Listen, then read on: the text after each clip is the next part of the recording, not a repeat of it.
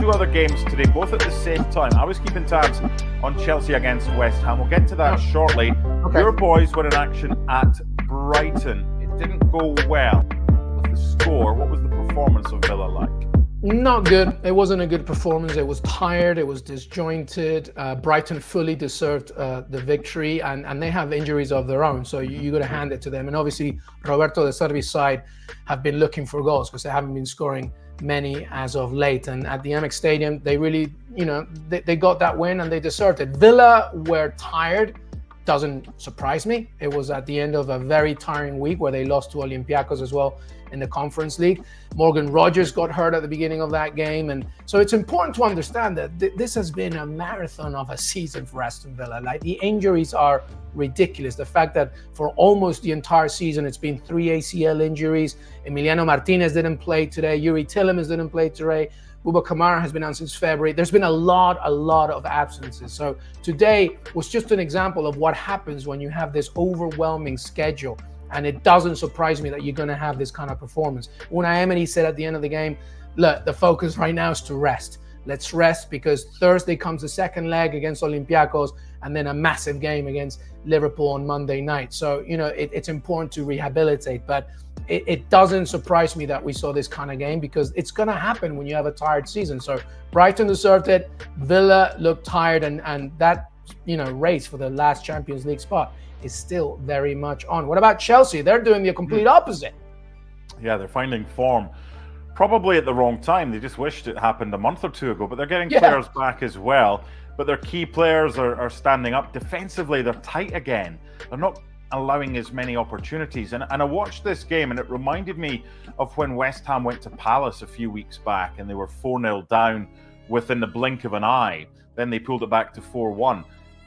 Jared Bowen's hit the frame of the goal a couple of times in this one, but Chelsea just blew West Ham away. And you've spoken about maybe Spurs looking tired or Villa looking tired. West Ham looked tired as well. And I think it's pretty clear that David Moyes isn't going to be there next season, whether it's Julian Lopetegui or anybody else coming in. And they just look like a side that want to be on the beach right now. Chelsea were outstanding. They really were. Cole Palmer is just one of the best players in the league. The interesting thing for me, LME, is going to be what happens with Conor Gallagher, because they could get a lot of money for him, but I think he's integral to the way that they play. He was excellent today. Nico Jackson looked like the striker that they thought they were buying, not his twin brother that hasn't had a great season so far and has missed lots of chances. But it's just confidence from him as well. So defensively, so many different permutations because of injuries, but they kept another clean sheet today. Petrovic was excellent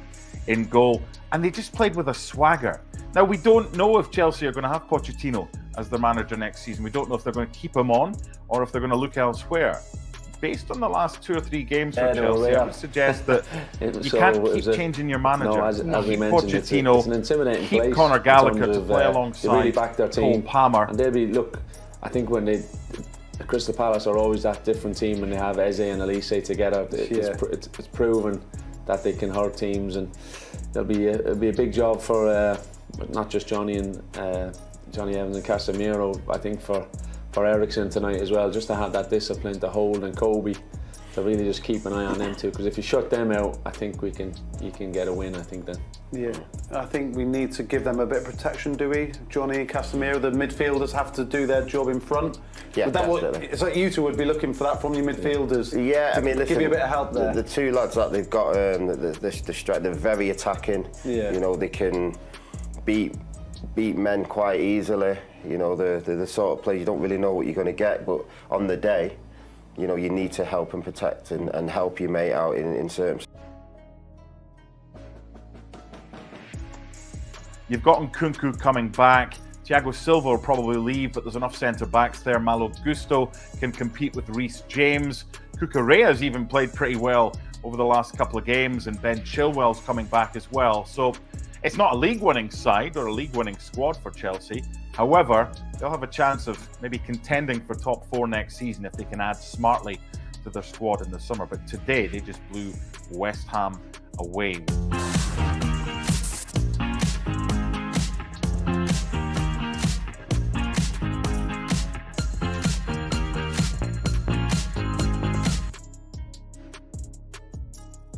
Just the 12 goals in the 3 Premier League games on Sunday. There's only one place to start. What a crazy game it was at Anfield.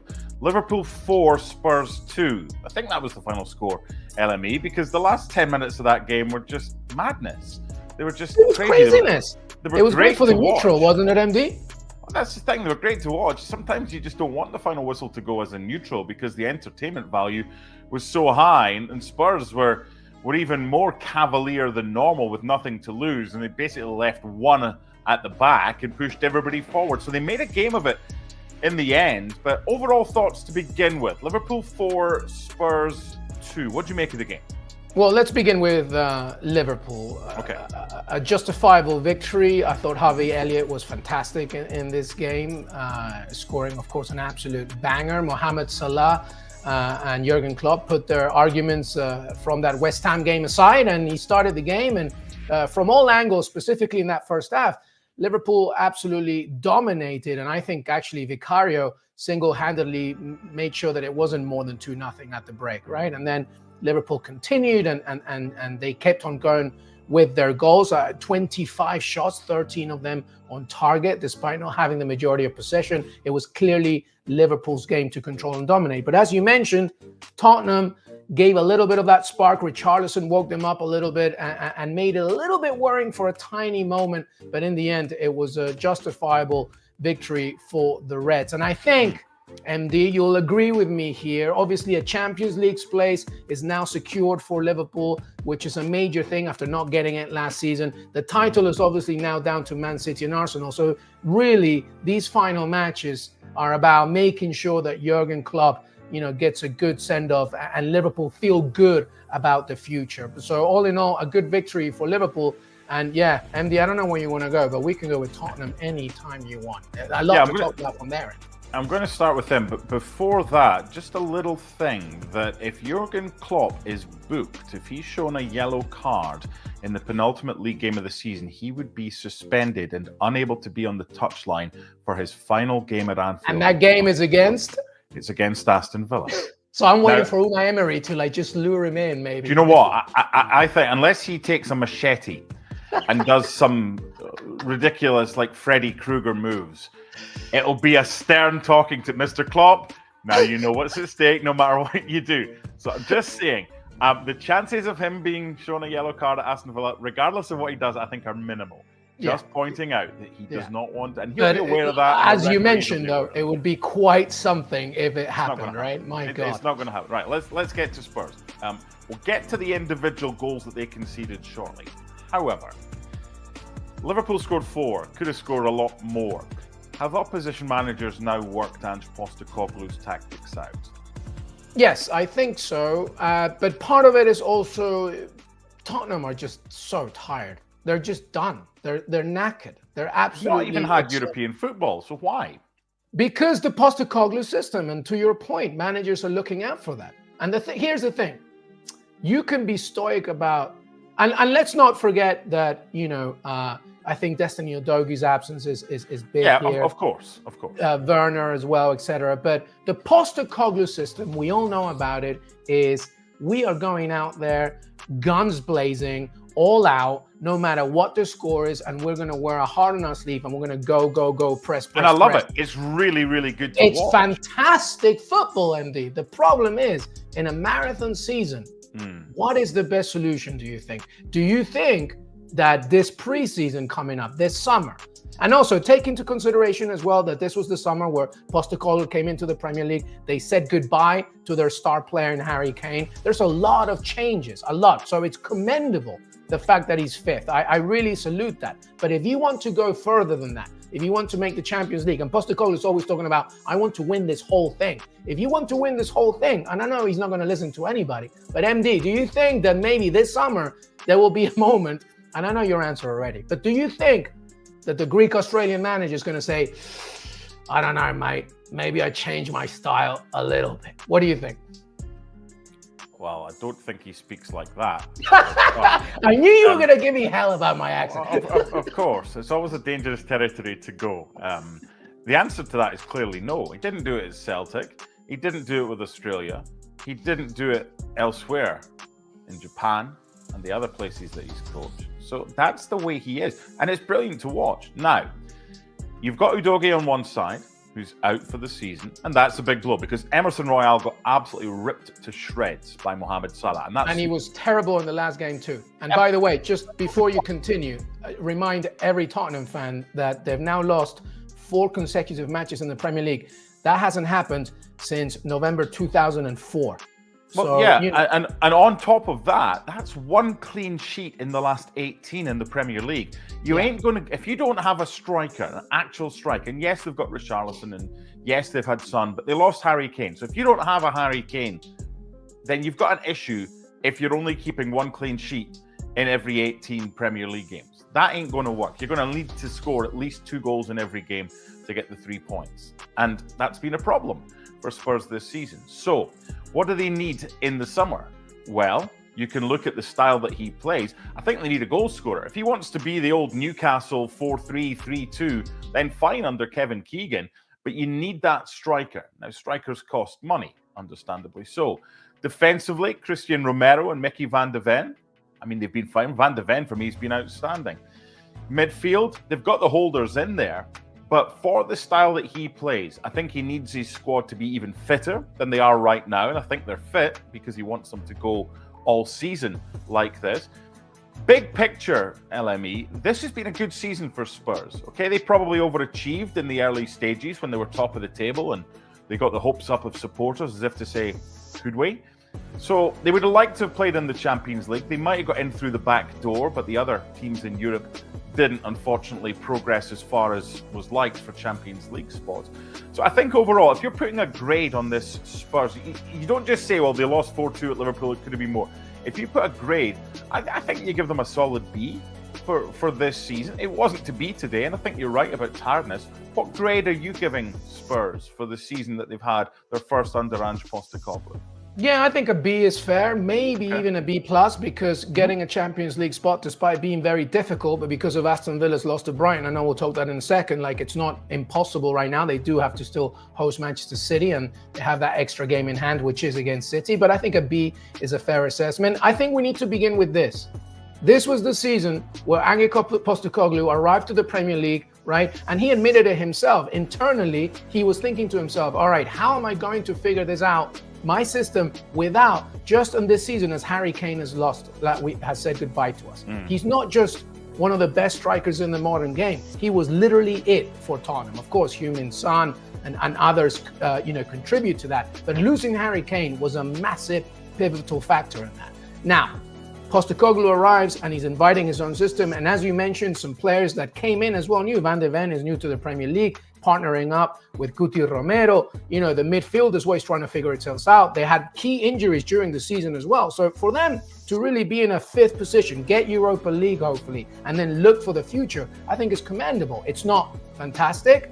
It's not perhaps something that could have dreamt of, especially how they began. That's why we're not giving them an A. But I would say a B is a fair assessment. I just think that this summer is a very important summer to make sure that you get the right personnel. You mentioned the goal scorer. To me, the most important player that needs to come in, the best possible position is they need a controlling midfielder, somebody that can really have possession of that ball in the counter and be aware of what's happening when they lose the ball. If they can get somebody like that, because Yves Bissouma is not that player. He's like, he's a warrior in that midfield, but he's not a possession-based player. If they can just get somebody like that. What about Bentancur? Is he not the answer? Go on. Bentancur, is he not the answer in that midfield? Do they already have that? No, I don't think player? so. Bentancur is too inconsistent and he's too injury-ridden. I think that they need somebody that's a little bit healthier during the season and somebody that's calmer. You're not going to get him, and I'm not even mentioning that this is the player, but somebody like Douglas Luiz, somebody like that can be like somebody that can be right in front of that back line, control a little bit. They just need somebody in there. And also, because now you're going to get European football, if you get the Europa League, you really need to beefing up your squad, because now you're loading up that calendar. There's a narrative about Liverpool here, and it's about Mohamed Salah. And he came back into the starting lineup, scored his first goal from open play since the end of March. This spat, which a lot was made of, and I think understandably so, simply because of Mo Salah's comments in the mixed zone afterwards, where he said, if I speak, there will be fire. He's reinstated in the starting 11, obviously. He's their best player. And he was brilliant today. It was old school Liverpool today. It was the fullbacks bombing forward. It was Robertson getting involved, Trent getting involved, Salah getting involved. It was the way, the old rock and roll style under Jurgen Klopp. Now, they were allowed to do that by Spurs. But Salah's the narrative. And look, he's likely, probably, still to be at Liverpool next season. Jurgen Klopp won't be. When we look back at the bigger picture over what's happened over the past couple of weeks, was it just a storm in a teacup, or does it go deeper than that with Salah and Klopp? No, I think it was just a temporary storm in a very strong relationship. We have to remember this is a very an argument in a marriage which has been forgotten about because they've both decided, you know what? Yeah. And I bet you even spouses say, if I speak, there will be fire. So I think it's the same. It's the same situation right here. But you started with how influential he's been. I mean, 18 goals and 10 assists. He joins Wayne Rooney as the only players in Premier League history with 10 goals and 10 assists in 5 different seasons. That's how impactful this Egyptian star is. And yes, reports are surfacing now, obviously, that he will continue at least one more season to see what will happen under the impending Arne Slot. But I think it was just a temporary lapse of a very otherwise strong relationship. And today he showed it. And I think you said something very important. Tottenham allowed them to do this, right? It's the kind of team that allows you to do that. And that's why, because the moment Tottenham lose that ball, there are acres of space where Mohamed Salah can venture on with, whether it's Darwin Núñez or Gakpo or whoever. He really had that space. In fact, he probably should have scored a few more today, actually. But he was wonderful, and I think it's now over. And like I said at the very beginning, it's about making sure that Jurgen Klopp gets a good send-off. But I think it's important for Mohamed Salah to really feel good as he enters the pre-season as well. One of the things I love about the Premier League is Mohamed Salah's smile. And normally the smile, it didn't really accompany his goal. It was like, whether it was relief or just whatever. But we saw it after he missed right at the end, because he's expecting Van de Ven to get something on it, and he didn't. Yeah. And he's 3 yards out, and he just needs to direct it towards goal, and it's in. And it's a swing and a miss. And he's got this big grin on his face. And look, I think it's the same for Spurs as well. They were affected by Sonny going away to the Asian Cup. Obviously, Liverpool were affected a lot by Mohamed Salah going away and getting hurt with Egypt at AFCON. And it's frustrating. It was always going to be very difficult for all 3 of the title contenders to go right to the wire. And it's been frustrating for Arsenal to lose at home to Villa, for Liverpool to lose at Everton and drop stupid points in other games. But that was the Liverpool that the Liverpool fans have grown to love under Jurgen Klopp today, wasn't it? Yeah, absolutely. I mean, listen, if you want to win this Premier League title against Manchester City, you have to be perfect. And if you're not perfect, you have to hope that Man City are imperfect for long periods of time. That doesn't happen. They have bumps for sure, but then when they pick it up, they pick it up. I mean, look at what Erling Haaland did, right, this weekend against Wolves, getting that hat-trick, 23 goals. Ever since coming back from injury, he's really just become such a focal point once again. It's been brilliant. So Liverpool, Arsenal, right, anybody that really wants to compete for that Premier League title, you have to be perfect. And as you mentioned, Arsenal losing to Villa at the Emirates, that was their main bump. And now the destiny of this title is in the hands of Manchester City. And I think Liverpool, in addition, right, is in that relationship of now you have to be perfect. I mean, that's why it's amazing what Jurgen Klopp has done, because he won a Premier League title against this almost omnipotent Manchester City. It's unbelievable what he did.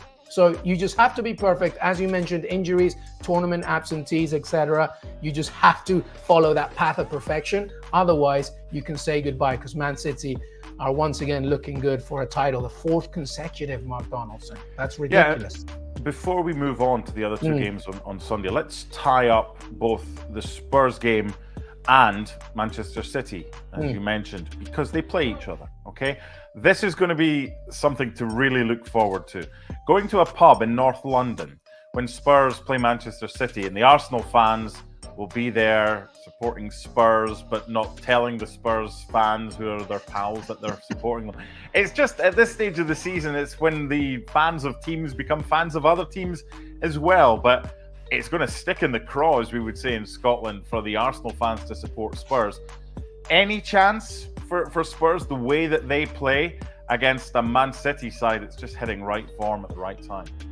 I mean, there's always a chance in everything, but this is just, it's just, they're about to meet a Manchester City who is clicking on all cylinders. And now, without the headache of the Champions League, yes, they still have the FA Cup final to deal with, but that's nothing for Pep Guardiola. Like he can figure it out. The fact that Erling Haaland has come back and feeling so good, Phil Foden, a player of the season contender, obviously won it with the Football Writers Association. This is a very good squad entering a Tottenham side that's really desperate to get something. And sometimes desperation can be your worst enemy. I'm with you. This game is going to be, for the neutral, I think it's going to be amazing. Because I think that the first minute of that game, you just know that Tottenham's going to go all out. And I wouldn't be surprised if they scored first. But I just think as the game develops, as Tottenham begin to tire, I think Man City will find those gaps. If Tottenham win this game, my goodness, like then everything goes against convention. But it's going to be a really, really good one. What do you expect out of this one? It's not going to be goalless. Definitely not. No chance. No, just the way it was a little bit like when Marcelo Bielsa's Leeds faced Manchester City and everybody was talking about the opposing philosophies. It's a little bit like that. But I think as the marathon of the match continues, Man City should win that one. But it's going to be a cracking game.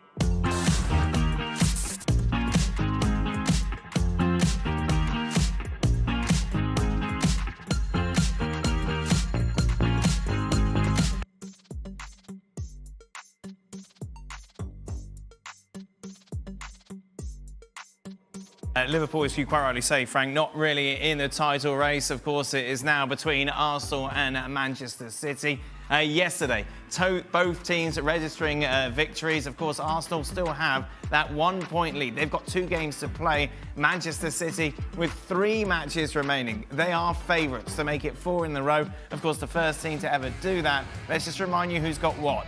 Arsenal away against Manchester United next weekend. Final game at home against Everton. For City, they're away against Fulham, away against Spurs, then home against West Ham. But we kind of always thought it was who's going to blink first, didn't we, Craig? And at the moment, it's quite a strong argument to say neither are. No, so that is going to end up with City are in the driving seat in that respect. So hard to see. Both sides look strong, don't they? Yes, very strong. Yeah, you know, both so sides peaking at the right time. You know, a couple of little things for Arsenal here and there in the last couple of months that is probably going to cost them. But you know, unless City slip up, I can't see it. I mean, Tottenham are, you know, dishevelled at the moment. They look as if they've run their race. West Ham got pummeled, absolutely pummeled today. We'll get to that. And who was the other game? Everton is the Arsenal game. Fulham kind of. Oh, Fulham. I'm talking about City. Fulham. I'm thinking about City. Yeah. Fulham away, I believe it is. I mean, you can never say never. But if I was in the Arsenal dressing room, I would be concerned that they're going to run the table. They're just going to run the table. Do you agree, Frank? I have to agree. I mean, the past have showed us that City, when they put the fourth gear, you know, at the end of the Premier League, they always get it. Yeah, it's they have to be tuned in for 4 games still, and but they can manage to do so, and they proved again in the past that they can do it. I mean, I want to see what will be the behavior of Manchester United as well against Arsenal, because it's. I think the Manchester United fans will be, I don't know if they'll be more happy to see City winning or less sad to see City winning or Arsenal. I think, again, and I said that last season, City yet doesn't have enemies.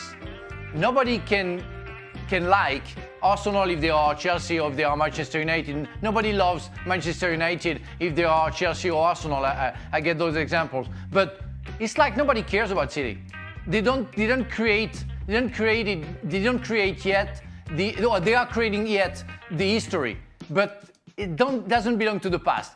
So the haters, they're not there yet, you know, on the field and out of the field. So I think Manchester United will fight to make sure that Arsenal doesn't get the job. No, Frank, I think you're talking nonsense. I think if you live in Manchester and you support Manchester United, there's no way you want to see Manchester City do something that your team has never, ever done, and that's win 4 titles in a row. And if you can prove to be the thorn in the side of that, then I think... Man United haven't got any fight. So are you saying that Manchester United will...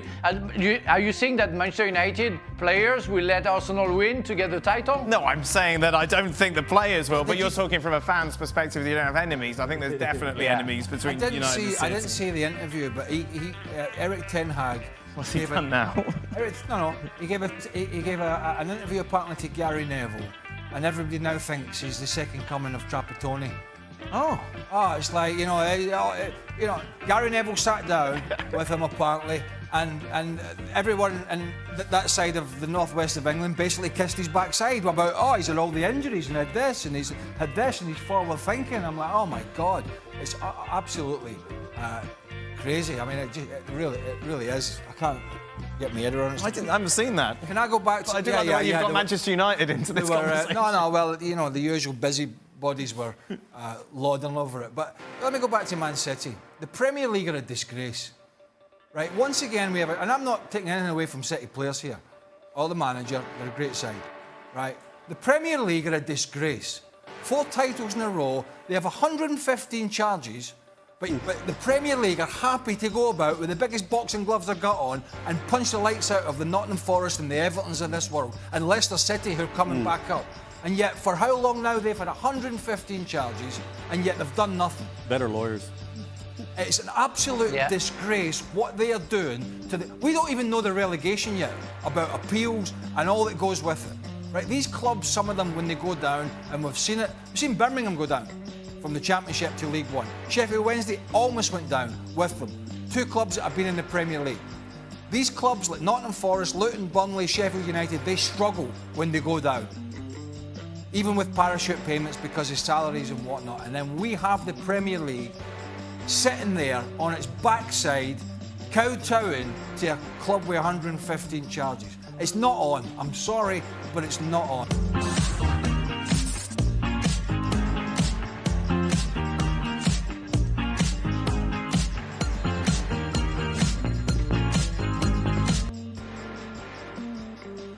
In the Bundesliga, a 5-1 victory over Eintracht Frankfurt means with 2 games to go, if they avoid defeat in those matches, they will make history in Germany. Let's get some reaction now. Here's Xabi Alonso.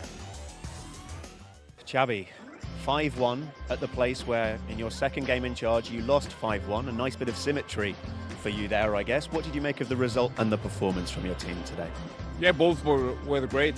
I think that we have played a really serious game. For sure the result it's kind of spectacular, but the performance has been more disciplined, more serious. We got our chances.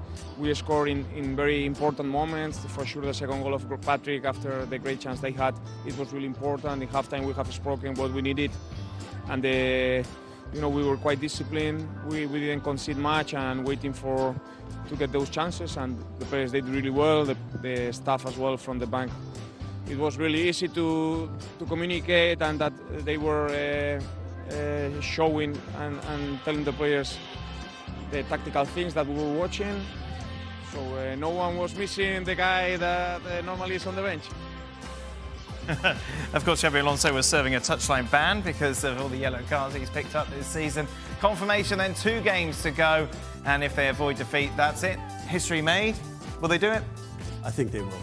Yeah, I mean the attitude for several matches, not several, but I mean it is several matches from starting with Matchday 4, where the amount of goals they've scored to win or draw games in stoppage time is crazy. And that shows a team spirit, and it shows obviously a depth of squad where you're bringing in subs and they're impacting results. And the one thing I really enjoyed about a lot of the commentary from both the players and from Xabi Alonso after the match was it's really refreshing that it's very egoless. It's not, look at what I've done for this. It's, I know I can improve on this, and I'm trying to get better at that. I'm doing that for the team, and we really want to do this. And, it's not the manager saying the players didn't do what I told them to do. And you see, when they listen to me, we win games, and no, it's like it really feels like it's being done the right way and it's being rewarded. And I just don't see in the confidence they have, the quality that they have from start to. They made 8 changes in this game to start the match. Do you think it helps? I mean, if Bayern Munich were to do this, right? Yeah. Yes. If Bayern Munich Correct. would have to have done, in any time of how many titles was it? 11 titles? 11 in a row. Yeah. 11 in a row. If at any point during that time, had they done this, people would have been thinking it's the greatest thing. You know, I was like, it's incredible. But for Leverkusen to do it with a novice manager, having lost Boniface, their main yeah, they have Patrick Schick, who's had injury problems. But they lost Boniface, who was flying for a long period. They coped with that. They made quite a few changes to their lineup during the season. It's chopped and changed. It hasn't been like a set 11 or 12 players, and that has been amazing. But to go unbeaten thus far, and hopefully they go all the way. One of the reasons it's incredible is, and I know we talk about other leagues and blah, blah, blah, but Germany's a strong league. There's a lot of solid... It's a reason why they got the 5th Champions League spot. There's a lot of solid teams in the Bundesliga. Rock solid. Technically very good. Bayern Munich this year, not one of them. But still find themselves in a Champions League semi-final for being terrible. You know, even when I'm in my time at Celtic, where the Scottish League is not in strong, nowhere near it in terms of depth. And even we'd go away with a very good side, a side that won the league, and go, how did we lose at St Johnstone? How did we lose at Mother? But to go away to some of these grounds that they've been to in this standard of league is I think is a bigger achievement if they do it than what Arsenal did. And not, I think Arsenal but not only, side. but they're also still in Europe. They also have a very, very good chance of winning Europa League as well. So you're. What's a bigger achievement, going the whole season unbeaten, or Leicester winning the Premier League? Well, I think, of course, Leicester. Yeah, Leicester. But I mean, you're talking 4,000 to 1. No, I tell you what, Bayer Leverkusen to go the whole season unbeaten, to win the German Cup, the Europa League, and the Bundesliga. Yeah, but Bayer Leverkusen were expected to be fighting for the top 4. Yes, yeah, but. And have Leicester, what were they expected to be? No, that's very true. Yeah, but the accomplishment. The accomplishment's insane. Go invincible. Because when your nickname for 100 years was Neverkusen. Yes. And then you don't only finally win your first championship, but you do it in a way that none of the greatest Bayern Munich teams of all time have ever been able to do it. So you have done something that is truly remarkable. 100%. We've already up my. Somebody's upset Man United fans already. We've not even talked about them properly. Upset Man City fans because they said their charges. Right. I'm going to upset Arsenal fans now as well because this is much better than what Arsenal did. With that Invincibles. Yeah, because look at the Invincible side. Yeah.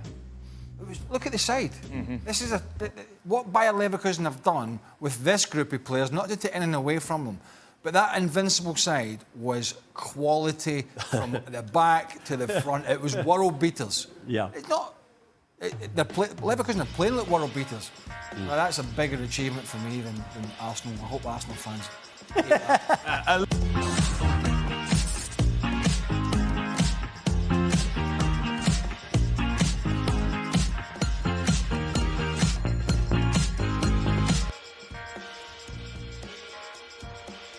Bayer Leverkusen rest a bunch of players, but still run rampant away to Eintracht Frankfurt, winning 5-1. Jules, if they avoid defeat against Rome on Thursday and Bochum away on Sunday, they will make it 49 games undefeated and beat Benfica's record, which stood for more than 60 years. Yeah, I thought this one could be the banana skin, really, that they could slip on because it comes after the first leg of that semi-final against Roma. And Eintracht motivated, supposedly? Eintracht obviously still in the European position, so I thought they would give him a go, and after 12 minutes watching Xhaka scoring that goal, you knew there was just no way back. However, I didn't think they would batter them 5-1 like they did. And by the way, last season, just after Xabi Alonso joined, they lost 5-1 at Frankfurt. How funny a year and a few months, 18 months let's say, difference can make, because this team is just incredible. And Xabi Alonso was suspended for this game because he does take a few yellow cards when he moans to the referee. And even not him being on the bench, didn't have an impact, even with all the rotation that they made and playing like and Andrik at centre back. Yeah, playing like a B team kind of thing, if you want. they're ready for Thursday, and I expect them to see that game out, considering the lead they have from the first leg. And then Bochum away. I just don't know who can stop them. And if they do finish with the treble, the League, the Cup, and the Europa League, plus a whole unbeaten season in the League and in the Cup and in Europe, it would just be one of the greatest seasons of all time, all leagues combined. Thomas Tuchel, unlike many of his colleagues, decides to rest only some of his regulars against Stuttgart. Gab, they lost 3-1. Was it the right decision? No, it was a stupid decision. It was a stupid decision which came back to hurt him because Guerrero had to come off early, which means you lose him for the Real Madrid game. Dyer, I'm assuming, will play because he's kind of like a cyborg. But he said he was not fit before this game either. Oh, he wasn't fit even before the game. Yeah, he said he felt something in his hamstring, but he still played it. So, how much must he hate Dyer Upamecano in that context? This game is irrelevant. It's irrelevant even if you lose it, other than pride or whatever, because look, they lost this game. They're still ahead of Stuttgart. Yeah. You've got bigger fish to fry. You're not going to win the title. I don't know if he's trying to prove a point, but a bunch of starters played. Kane played. You also saw Kimmich, Neuer. You know, the guys you really don't want to lose. Yeah. And I don't understand it. I know you're the rule breaker. I'm different. Look at me. I'm like, dude, like, stop. As long as you're there, do what's best to win the Champions League. But I think he takes counterintuitiveness and contrarianness to the nth degree. Yeah, he may be a tactical genius, but sometimes it's over the top. I agree. Sticking with Bayern, Benfica boss Roger Schmidt is reportedly the latest to say Nein Danke to the job. This is assuming they did ask him. I don't know. It felt like they only got like his denial. I know, but you don't put out a statement if. Do you know what I mean? If Why? It hasn't been a first. Why? Are you? I'm tempted to do that. Now, the latest rumors, though, involve Erik ten Hag and Thomas Muller as player manager with the legendary Hermann Gerland, of course, a.k.a. their Tiger, as his assistant. Gerland, by the way, he's in charge of the B team. He's been an assistant coach. He's in his 70s, I think. Which option do you like better, Jules? Both are jokes, right? Are you kidding? You're joking with me. This is what's being reported. This is where they are. Come on, you like Muller and Gerland better than Ten Hag. Oh yeah, I want to see Muller and the Tiger together on the bench. For Ten Hag, who again, I said it on the FC show on Saturday, had another incredible press conference before the game against Crystal Palace, where he said that his Manchester United team this season was the most entertaining team in the Premier League because they create so many chances, which is factually a lie. Because if you look at the stats, if you analyze, but you don't. Even if you don't analyze, it's not true. So another great stand-up comedian performance from Erik ten Hag with a mic in front of him. I mean, I can't believe that Ten Hag. I know he would be down the 6th or 7th choice, but still, please, Bayern, please. Borussia Dortmund played the reserves and a golden oldie like Marco Reus and rolled to a 5-1 win over Augsburg. Gab, do you want to celebrate the kids or Reus? I want to celebrate Marco Reus, one of my all-time favorites. One of the guys I put in the list of really good Germans who I like. Okay, yeah. It's him, Albert Einstein. Yeah, Raphael Honigstein, and that's it? Yeah. Okay. Sort of. No, there are others, of course, because we love. No, but always one of my favorite players. When I look back on his career, he's 34 now. He's going to leave the club.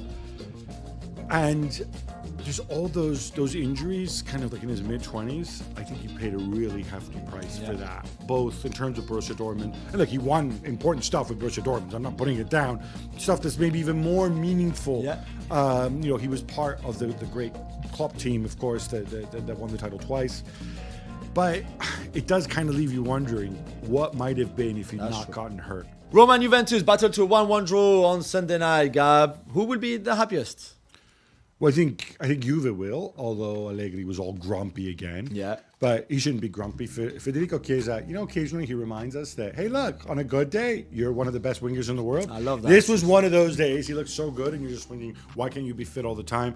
For Roma, Tammy Abraham missing a late chance, just as he did against Bayer Leverkusen. Otherwise, I think they would have had 3 points, maybe even deserved it. It's tricky for them. They have a 3-point gap over Atalanta for that final Champions League spot, but Atalanta have 2 games in hand, so I think it's going to be touch and go all the way. Inter's first game as champions seen them lose away to second bottom Sassuolo. Gab, Sassuolo are the only team now to have beaten them this season twice. Yeah, so this is going to be the answer to a future trivia question. Yeah. I don't think it's that big a deal. Inter, of course, they celebrated their title. They had a big party. They played a bunch of the players who hadn't had that much playing time this season. Denzel Dumfries gives the ball away to Josh Doig, and boom, it's 1-0. Nobody really cares. It is a statistical quirk. They lost to the second bottom team twice, but Sassuolo need the points to stay up. And you know what? This is a big 3 points for them. It's the fight against relegation is yeah, if you're Inter, look, just focus on extending Lautaro Martinez. That's all you need to do. Milan are held to a 3-3 draw at home by Genoa late in the game as well. Gab, the Ultras unhappy and they stage a protest against the club. Why are they so grumpy? Yeah, so they had a banner up. They're unhappy with the ownership. They didn't cheer during the game, and they left 5 minutes early, which I think they're entitled to do. I think they're unhappy. They made their voices very clear with Lopetegui, who was going to get the job, but then there was a 180. There was almost like a popular insurrection from the fans. Many of them want Pioli gone. I think their ideas are a bit confused about. I mean, the Lopetegui, I don't blame them, but I don't think their ideas are a bit confused. The alternatives now, Sergio Conceição is the latest to have kind of come out and put forward. Paulo Fonseca still in the mix. He would be my choice if you really want to ask. Or keep Pioli, but whatever. There's the Mark Van Bommel option. Yeah, but no. It's a Dutch coach thing. Look, Van Bommel has hair, or has he shaved his head? If he shaves his head, then you got to rethink. No, I don't think so. Okay. All right. So there's just a sense of drift. And I'm like, dude, look at these 3 years. Look at the talent you've accumulated. Realize that football's changed and you're on the right track. And don't go and mess and try to reinvent the wheel.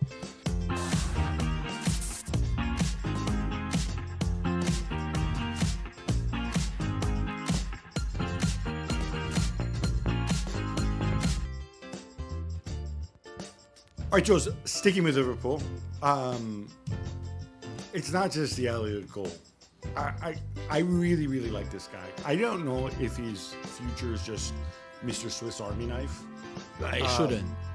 It shouldn't, right? Because, okay, I think actually he can go back. He could go back to his original position and be really, really effective as a winger.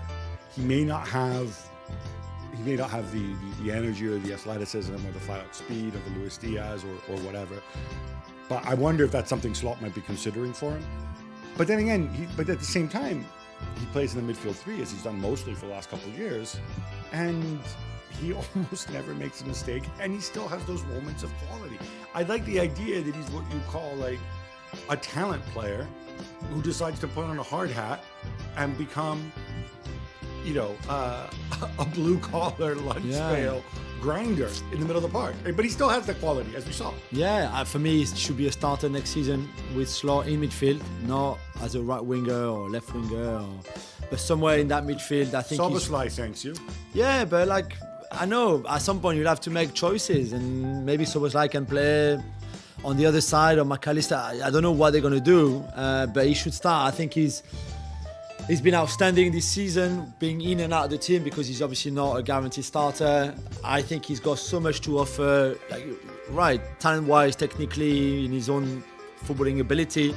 I think his IQ is getting better and better, the way he understands the game, tactically, and everything. He's so press-resistant, which in a way, I think even more than Szoboszlai. And he gives you that work rate that you mentioned, that is quite rare when you have that kind of talent, that kind of left foot. I looked it up last night. In terms of key passes and progressive carries, which is really the two for a player of his profile, especially if you want it a bit deeper in midfield. This is the two really that you need to look at. Only him and Florian Wirtz are the best in Europe this season in the Big 5 league. So it's him and Wirtz and then the rest. And I just think this is amazing, really, for someone so underrated in a way. Even himself seems a bit so humble that maybe he even feel himself a bit underrated. I just think he's an incredible talent that you should really utilize more. Yeah, sorry, I wasn't disrespecting to be a Valentine to Harvey Elliott, but we both really like the guy. And the goal shows it as well. I'm not a Liverpool fan, and I don't get to vote for Liverpool's Fan Player of the Year as a result, but I think, if you were to ask me right now, he would have my vote. I might have given it to Konate if the vote had been in December, because you were telling me he's the best. Or even Darwin had his good moments through the season. Let's not be silly. No. Through the season, he had good moments. But I knew you could make a McAllister case as well. But this guy, and of course, you'd always give it to Alisson because he's the most handsome. But still, it's got to be. I mean, not it's got to be, but for me, I agree. He's on a different level, and I wonder if Klopp's going to look back and ask himself, could I have done more to integrate him? And equally, maybe you mentioned Szoboszlai there, and now look, we're saying this in the function of Arne Slot, right? Szoboszlai played in a more attacking role. I mean, obviously got a ton of freedom to go forward and whatever, but he's still part of that three. I wonder if we might see Szoboszlai back, maybe starting in a wide position in the front three or something like that. Szoboszlai is still very, very young. Yeah. But even if just to accommodate Elliott, I don't know. There's some big calls to make for Slot, especially in those three midfields. And I think it's, Slot does. When we look at this, right, you can talk to some people who can be all negative and say, look, Salah's got a year left, Van Dijk's a year left, they make a lot of money, do they have to sell them or move them on, or just, what do you do with them? And, we need this, we need that, we need that. But I actually think the raw material that he's going to have to work with is pretty good. Obviously, you want, I think, a specialist defensive midfielder who's not Endo, right? Yeah. But in the midfield, with the players we mentioned, you can chuck in Curtis Jones as well. Yeah, Gravenberch. Maybe Gravenberch can get back. If he doesn't get back, whatever, maybe loan him. Maybe he can get back to the level we thought he was going to be at. I mean, I think you've got so many different combinations, so many different options there. Yeah. Up front, I'm not a Darwin guy. I can appreciate what he does on a good day, but I think there's too many other days. I'm a big Luis Diaz guy. Jota, I think, can contribute for a while longer. Salah, as long as you have him. I don't know that there's too much to do there, I guess. And Gakpo, who I've been hugely critical of, actually, I thought he turned out really good on really good game. Sunday. Yeah, really he's had a couple good good games. Yeah, I agree. I think Darwin is the type of number 9 Slot likes, i.e. Santi Jimenez, for example, that he can do a lot of good work with, and that just fits the style and the philosophy. So I would think there's more than Darwin. No, Darwin likes Santi Jimenez. Right. Darwin and Santi Jimenez are similar. They're similar players. Yeah, similar profiles. And I think that's why I think Darwin can fit nicely in what Slot will do, and that and I think Slot probably would see it the same way. It's on the right wing. I'm not really sure. What do you do with Salah? Does he want to stay? Do you want to keep him? If he stays, surely there can't be a new deal. Certainly not at his current wages. There would be no sense at 32 years old. Would Slot want to keep him? So there's a lot of things for that. But for the rest, you're right. Diaz and Darwin, simply because I think that Darwin fits the Slot style like Jimenez does. Those two, and then the midfield three, whoever he picks amongst all those options that we mentioned, and then at the back four. It sounds like other than a defensive midfielder, there isn't this great need for signings. I agree. If you roll with another year of Van Dijk and Salah, which I think is a bit of an if. Yeah. Talking about Salah, it does seem as if everything's forgotten. He turned in a really, really good performance. Yeah, also I thought the goal celebration was interesting. Oh. Because I just thought it was like very simple, almost no joy by scoring. Well, usually he's not the most extravagant, let's put it, in terms of celebrations, but there's still usually more than just the header and then stopping and then that's it. That was it. That was his goal celebration. I don't know. I would like, but he never talks, which I understand. This is not his style. But I just would like to know how he feels right now and what he would have to say about his future. I think there's a lot. There's a lot for him to say. What happened with club, the season, how he sees it, his future, Saudi. I don't know anything. Even about Afghan, Egypt, like loads of things. But we never hear from him. Just because you're the guy in the Techers corner. People make such a big deal about the chance that he missed, where it looked to me, please correct me if I'm wrong, because I didn't play the level you played at, and I was certainly never a center forward, but when the ball comes, there's a spin to it, where I think had that been a center half, you would have tried to side foot it, or instead it looks to me like he tries to flick it, but because there's backspin on the ball, maybe that's essentially what happens, right? Yeah, I thought so too. So I thought it was harder than it looked. Yeah, when people talk miss of the season, blah blah blah, I'm like, come on, guys, like that's I still would have expected him to score. With a side foot or with, well, anyway, I think. But again, we go right there. Yeah, but we go back to the issues that has been the main issue for them in the last few weeks and months. They haven't been clinical enough, and yesterday it didn't matter because they were so good and so dominant, and they were more clinical, to be fair. But they still missed their chances. The one at the end for Darwin. There's still a lot of. And they still screwed it up, something fierce defensively. Yeah, because in the last half hour. Yeah. And to be fair, when Spurs came back to 2-2, it was the 77th minute. 4-2. 4-2, sorry. It never felt like, I don't know how you felt. I didn't feel like Spurs could come back. But you feel a bit like, oh, really? You were so in control and dominant, and you concede those 2 goals that are so avoidable? Yeah, but given what's happened with Liverpool, given their inability to play at their level for 90 minutes, I did wonder, okay, Spurs have the tools, do they just keep attacking and they get caught in the counter, whatever. Let's talk about Tottenham, because this really feels like an unraveling. And what responsibilities does Ange have in your view? Because he does change it around, but then part of me also feels, you know what, if you go the whole season with a certain way of playing, right, we heard it, right? The goalkeeper has a fixed position, the center backs have a fixed position, the wingers stay wide, everybody else is free to go anywhere, right? Yeah. There are certain mechanisms, certain muscle memories that gets into, certain chemistries that develop.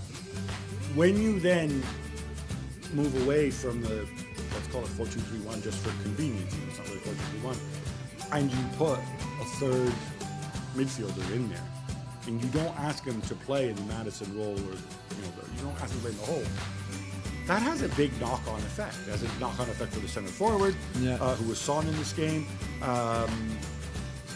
With 3 and the fullback in the middle and the fullbacks stepping into midfield, which again you want to do, unless you work on it, and as far as I can remember, I think it's the first time that they've done it. They might have done it before, right? And you played on Thursday night, so you really only had one training session.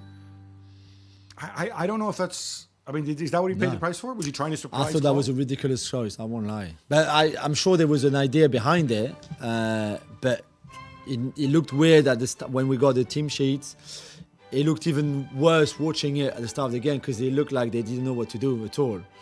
And I think Bentancur, Bissouma and Sarr are good players. I don't think it's about their ability.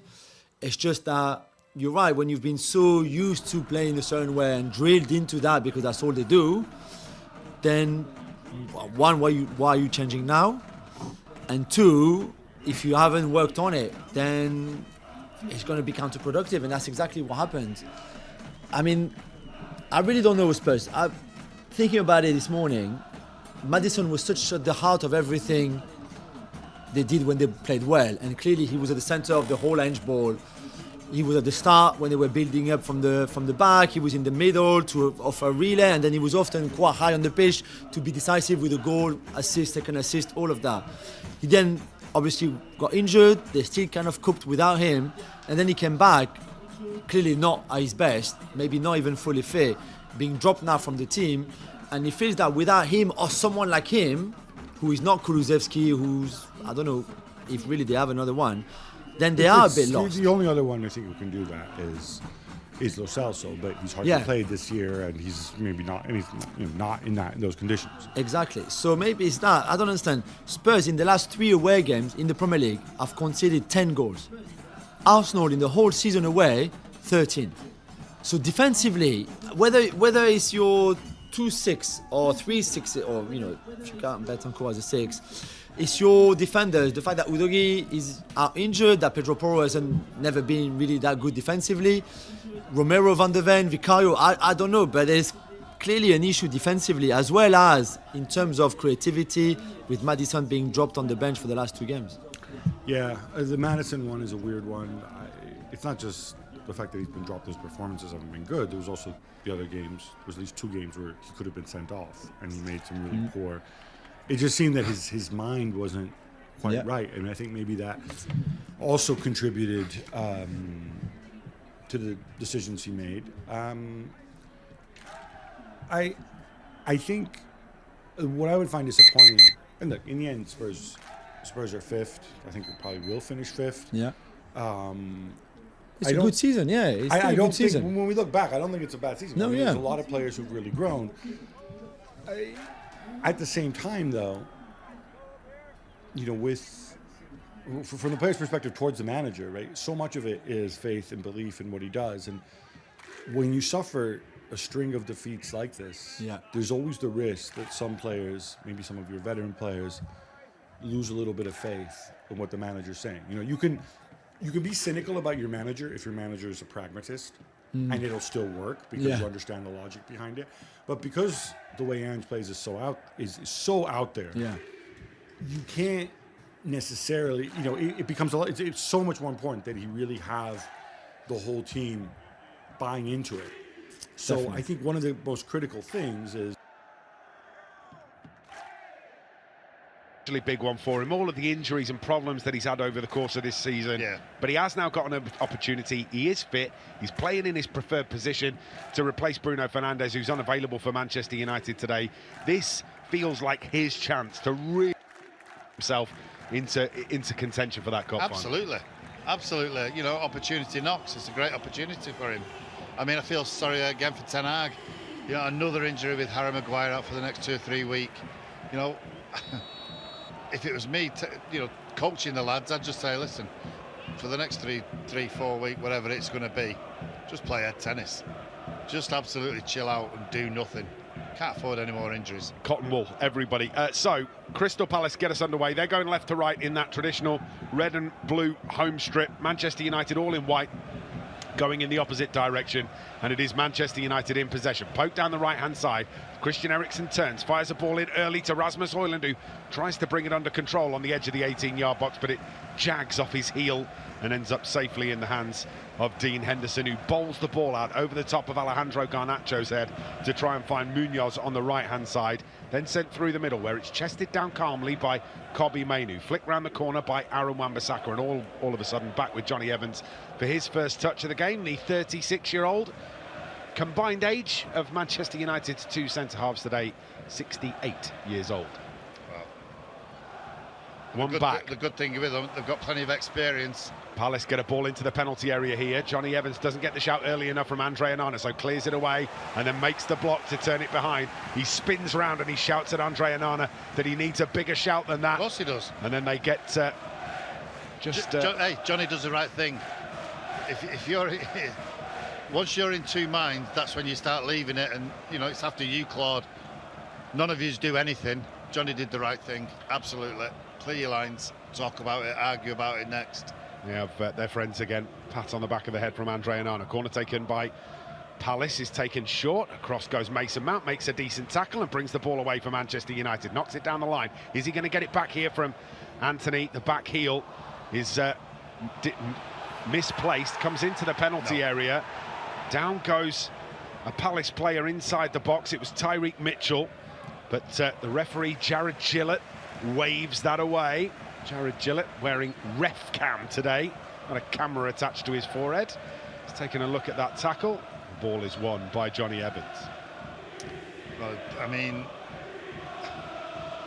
gives Casemiro a couple of yards, and he's only over 5 yards, and he manages to get in front of him. Good coverage by Johnny there. I just hope VAR don't get involved tonight. It's an absolute nightmare. Wow. It's an absolute shambles the way it's gone this season for them.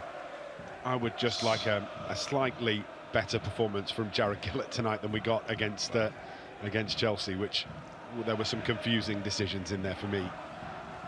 Just want consistency, mate. Take that. Manchester United in possession inside their own half with Alejandro Garnacho. Played back to Johnny Evans. Evans comes square to Casemiro. First time ball back to Andre Onana on his penalty spot. All in black, Andre Onana this evening. Manchester United wearing that white away strip as Onana brings it out to the edge of the 18-yard box, gives it away though, and all of a sudden Mateta can get the ball out to the left-hand side, floats it into the penalty area, takes a big deflection, does it? No, it's collected by Andre Onana, doesn't go out of play. Manchester United get away with it, but not the greatest distribution from Manchester United's goalkeeper. He does get away with it. I mean, it's so frustrating for me watching him, because I think, just hurry up, quicken up the game.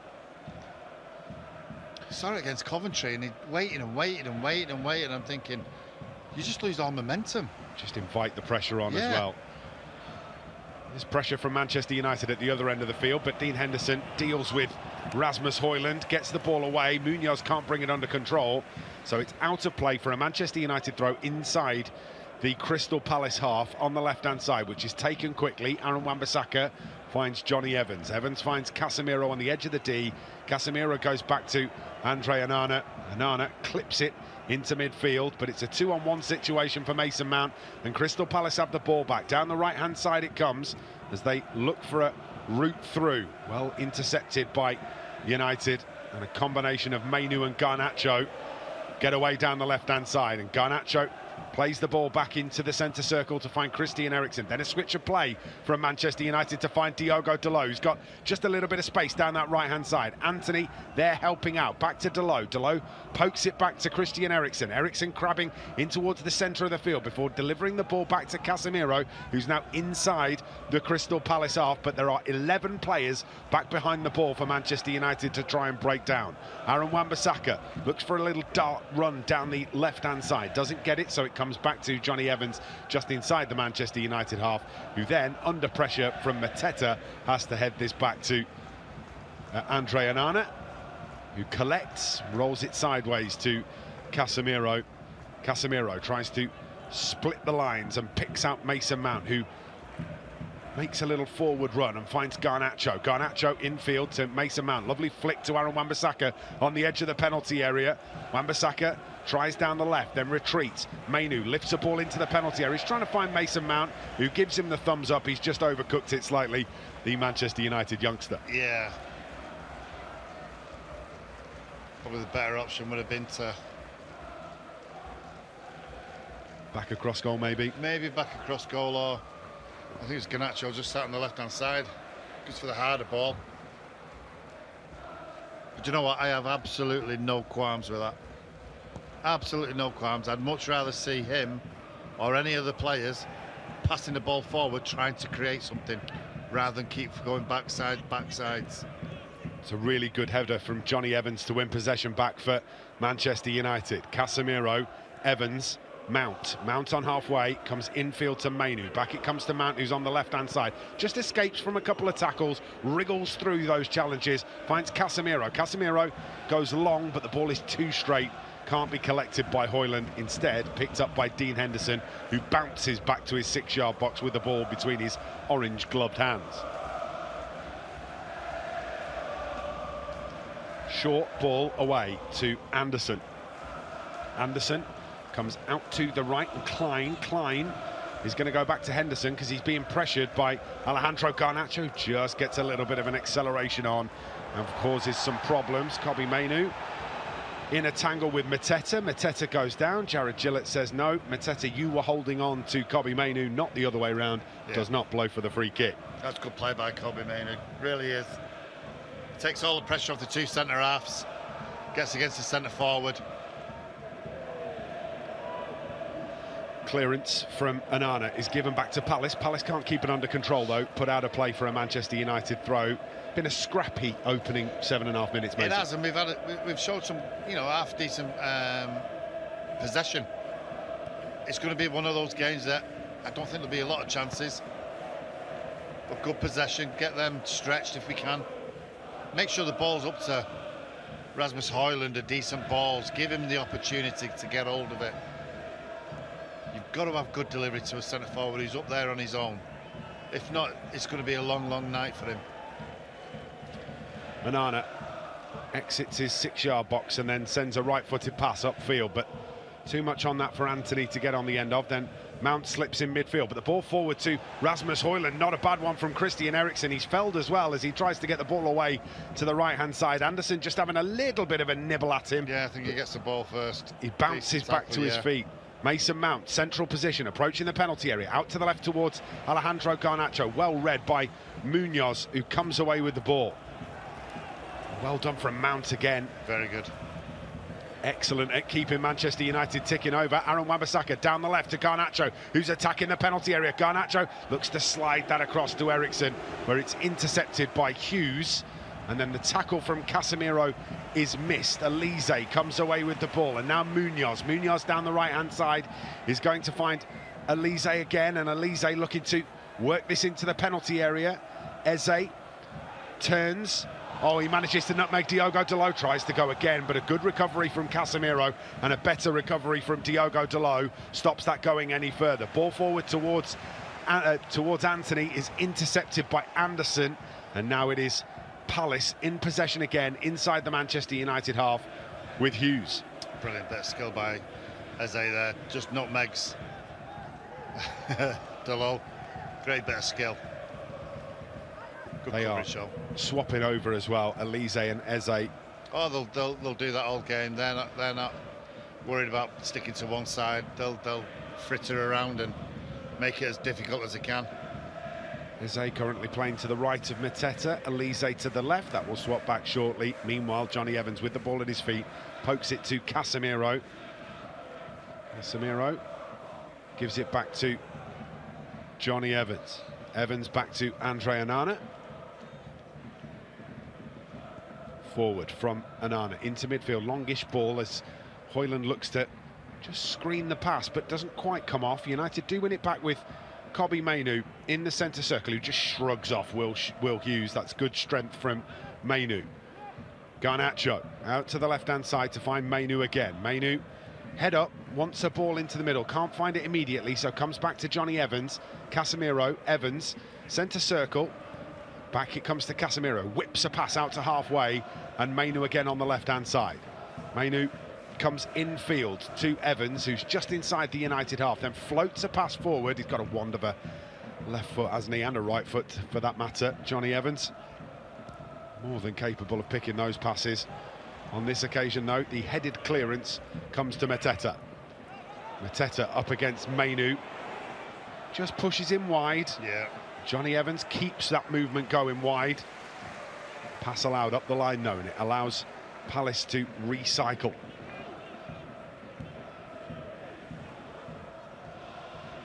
Richards out to the left-hand side. Well dispossessed, Elise. Eriksen tries to get that forward to Anthony. Anthony goes down under the challenge. Jared Gillett says yes, that's a foul from Tyrick Mitchell, and it's a United free kick taken quickly. Alejandro Garnacho not a million miles away from reaching that ahead of Dean Henderson. Yeah, some ball up by Christian Eriksen. I think maybe just a little bit of dew on the pitch has just helped that through. Well, it's been a pleasant day in Manchester, not quite as pleasant in the capital. Crossfield ball is intercepted by Aaron Wan-Bissaka. His header up the line looking for Alejandro Garnacho. Gets into a wrestling match with his opposite number 17, Nathaniel Klein. Klein wins that wrestling match. Munoz will take the throw-in.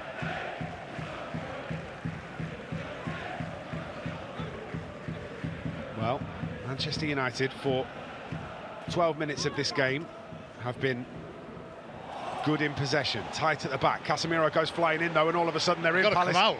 Shot comes in, they've scored. He's got to come out. Michael Elise buries it, bottom right-hand corner, and Manchester United caught out by Crystal Palace. Casemiro flying out of the line, and all of a sudden there was space everywhere. They get him behind, it's slotted home, and United trail at Selhurst Park.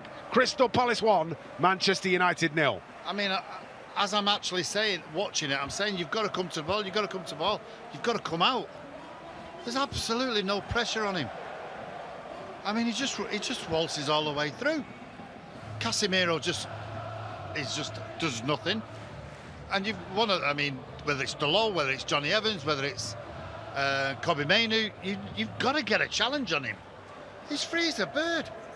You've got to either... I mean, United are I totally think overrun. Johnny's too far away, and also Delo just keeps backing off and backing off and backing off.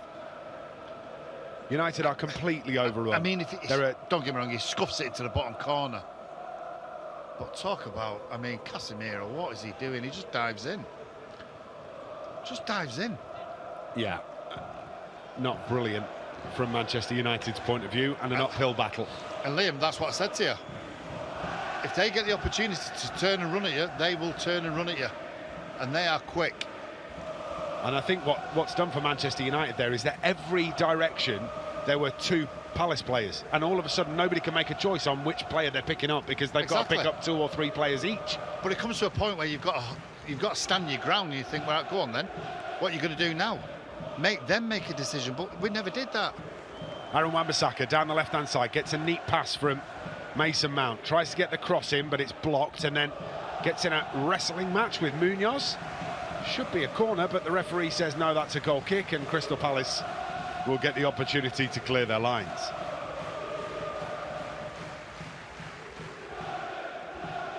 Manchester United with a real opportunity here to close the gap on Spurs.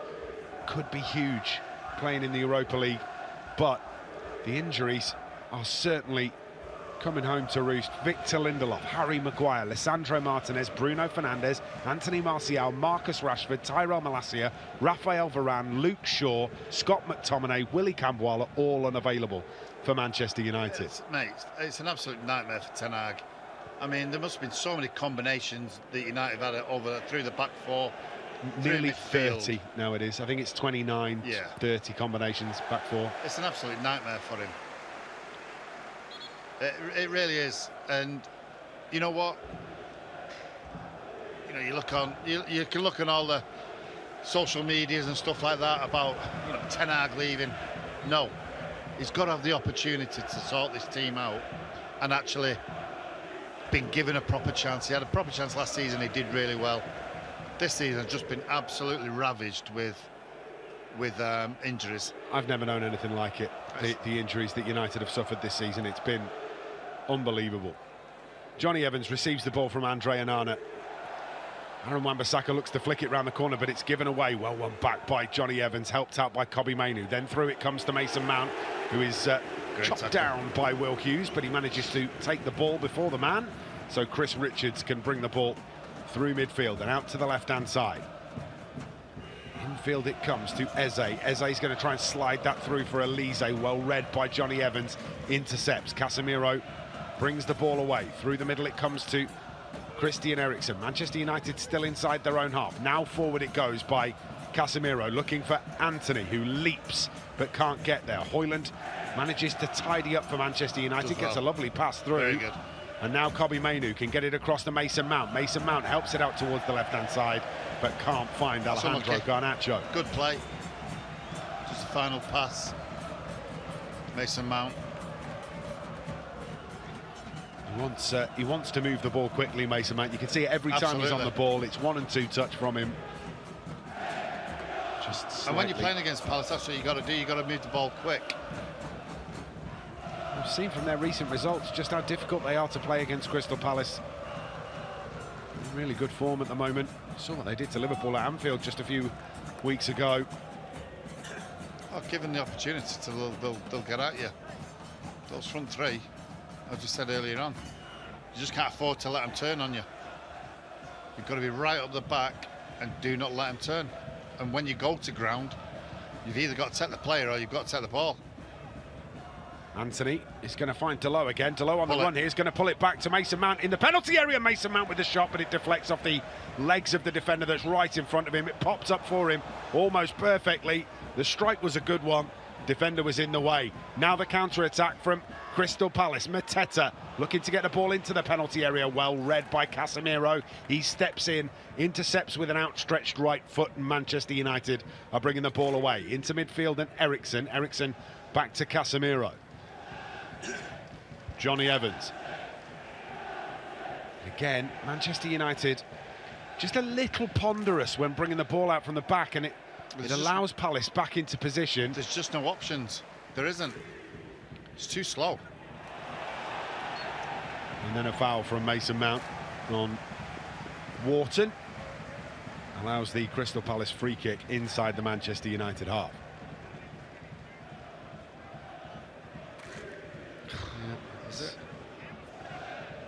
It's enough contact. That's just enough, about. Yeah, but I mean, there's nothing wrong, Liam, at times going long, turning them, because that's all they do with us at times. Yeah, they just turn us and get them running back to their own goal. As long as it's a good ball on an angle, so it doesn't run out of play. Manchester United's problem is, I guess, or one of them, is trying to break down teams that have managed to get all 11 players back behind the ball again. It becomes infinitely more difficult to do that. And the problem with that is that when you've got two centre-halves that are not necessarily centre-halves, that early ball forward, that distribution of the ball out of the penalty area can be a difficult thing to get right. And unfortunately, with it being so slow at the moment, United just unable to pull teams out of shape. Well, I mean, Johnny is a centre-half, but... Not had a lot of football, has he? He hasn't. But what you've got to try and do, you've got to, speed up the play. Whether that's turning them, I don't mind them turning. As I just said, it's another option. But this, all we're doing here is just passing back. And Palace have set the stall out, and they make it so difficult for us. They're doing a job on us. We've got to move the ball quicker. Very good job at the moment as well, Crystal Palace. High pressure coming from Eze. Evans under pressure from Mateta, goes back to Andre Onana.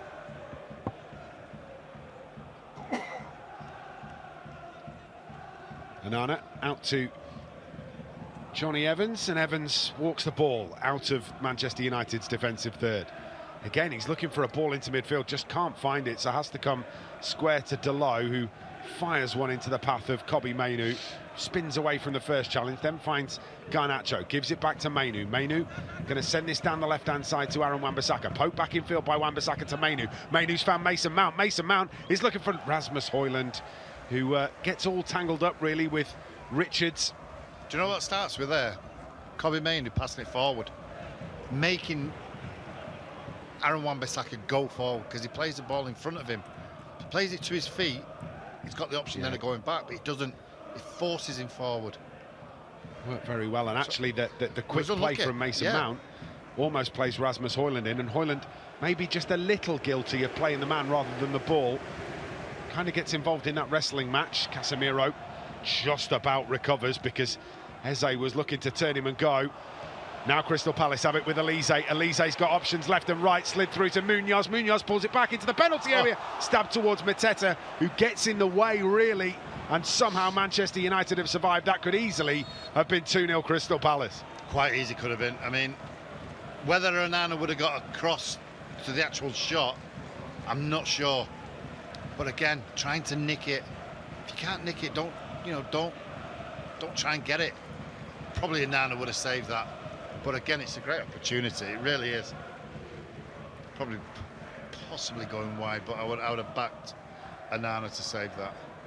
Yeah, I wonder if he can sort his feet out, Mateta there. Manchester United are in all sorts of bother. Early ball forward by Anthony.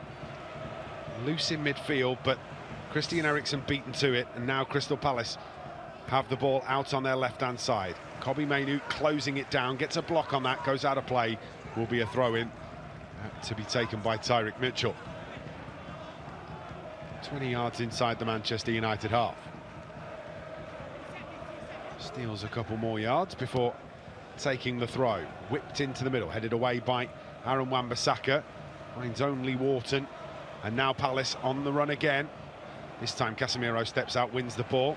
Eriksen, though, can't keep hold of the ball, and all of a sudden Palace in a dangerous position into the penalty area again. Munoz gets the cross in. It's over the top of everybody. Comes to Mitchell. Mitchell pulls it back. Real chance here for Michael Elise for his second, and his left-footed shot is directly at Andre Onana. I mean, on the right, but Aaron Wan-Bissaka is 15 yards away from him. There's too much on the cover. Sometimes you've got to say to your centre-half, listen, you mark him, I've got to mark my winger. So far off the pace. A little bit more care needed with the ball on the edge of the penalty area too. Rasmus Højlund down the right-hand side to Anthony. Anthony has 2 Crystal Palace players in front of him, but manages to find himself a yard of space and then dinks the pass out to the left-hand side to find Garnacho. Garnacho turns and now walking towards the edge of the penalty area, comes across to Mainu. Manchester United drop this back to Johnny Evans and now Casemiro. Casemiro goes wide to Christian Eriksen. Eriksen comes back into the centre circle to find Johnny Evans. And the impetus that Manchester United had just has fizzled ever so slightly. Palace win back possession. Ball into midfield is taken away by Elise. Aaron Wan-Bissaka gets back goal side and forces Elise back into his own half.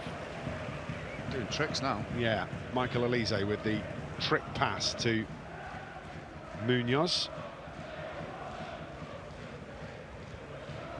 Not sure whether would have got away with that with you on the pitch, Maisie.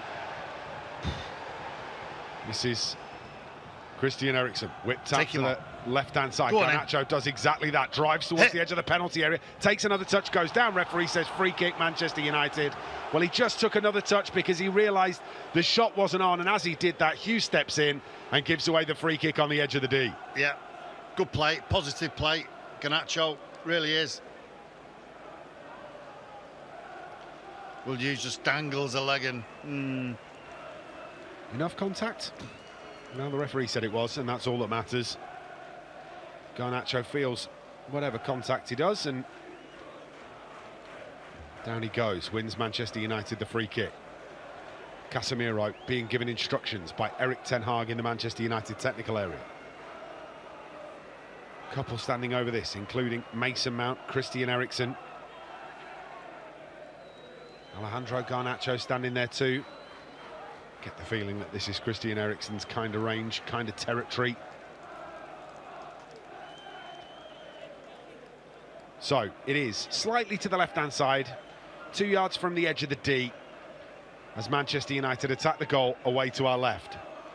The right foot of Christian Eriksen being readied for Manchester United. Crystal Palace have 1, 2, 3, 4, 5, 6, 7, 8 players in the wall. It's a very big wall. Manchester United park a couple of big defenders on the end of that wall to try and cause some confusion. Jared Gillett watching on. Blows his whistle. It's a big gap there to his right. Henderson. Christian Eriksen is eyeing that gap up. Up steps Eriksen, has a go. Doesn't get it to dip. Corner. Taking a big deflection on the way through, which is why it doesn't dip. And it's out behind for a corner, as you heard Maisie say. Wall doing its job, Maisie. Yeah, that's what they're there for. Nice from the fan, that. What's Christian Eriksen ever done to you? Christian Eriksen standing over the left wing corner for Manchester United. Options in the penalty area, including Casemiro, Diogo Dalot and Johnny Evans. Back post it goes. Casemiro gets the header back towards goal. Rasmus Højlund lurking, it's in the back of the net, and all of a sudden Manchester United are level. Jared Gillett says foul, no goal. I mean, as soon as I saw it, I thought it was a foul. I mean, Højlund just... I mean, obviously we'll have to see it again. But he goes to catch it.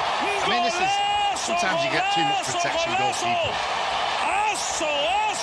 There's nothing wrong with it, for me. There's nothing wrong with it. Keeper's weak in that position. Yes. Højlund's up challenging for the header. Look. There's not enough in that to rule that out for me, Maisie. They'll give it for Højlund's left arm stopping him from getting it. Liam, I totally agree with you. If that's in the middle of the pitch, nothing happens. It's never even a foul. I struggle with those. Anywhere else on the pitch, that doesn't even get looked at. It's not a foul. Absolutely. So technically, it probably shouldn't be a foul on the goalkeeper either. But Jared Gillett says too much on it. And now Palace come in the opposite direction. Elise in the penalty area again, and Nana gets there, manages to steal it off his toes. But United very nearly cut apart again by a Crystal Palace side that are just so relentless with their running. Casemiro. Yeah, Kobe's a lucky lad. I mean, it's a horrible bouncing ball that does nothing for him, and he tries to get a little bit of pace on the back pass, doesn't get enough, and it's, you know, look, if you look at it, it's just route one, isn't it? One bounce, and he just doesn't get enough on it. Unfortunately, Cobby's done the right thing in not playing the ball back between the goalposts. So it's almost forced Elise wide. Palace in the penalty area again. Cross is going to come towards the back post, headed up in the air by Munoz. Should be collected by Andre Onana. So by Cobby Mainoo playing that back pass wide of the post, it then actually gives Andre Onana more of an opportunity to steal that back. So we'll take the positives out of a tricky situation. Wasn't a great back pass, but there was enough on it. It wasn't, but I mean, I've been in that position. It's a horrible position because you just try to get a little bit more on it and you can't. Horrible bouncing ball. United lose out in midfield. Crystal Palace with Munoz. Come back to Klein. Klein lifts a ball forward. Elise dispossessed. Hoyland is side down by Anderson. I mean, Anderson, he should get done for dissent anyway. He's nowhere near the ball. Diogo Dalot got sent off for 2 of those at Anfield. He's definitely caught Hoyland there, hasn't he? I mean, he's got the ball too, but he's out of control, Anderson, which is why the foul's given. Yeah. He's won the ball, but he's off his feet, and the problem there is that it's forceful. So, free kick, a good decision. Another opportunity to get a ball in the penalty area on the half-hour mark for Manchester United. Floated back post towards Casemiro, bounces once and goes behind. Casemiro doesn't think that he's going to win that against Munoz, so doesn't challenge for it, and as he doesn't challenge for it, it bounces behind for a goal kick.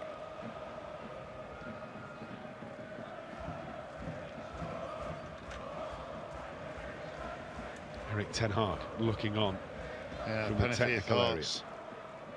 I mean, when we have a good possession, we've half created chances.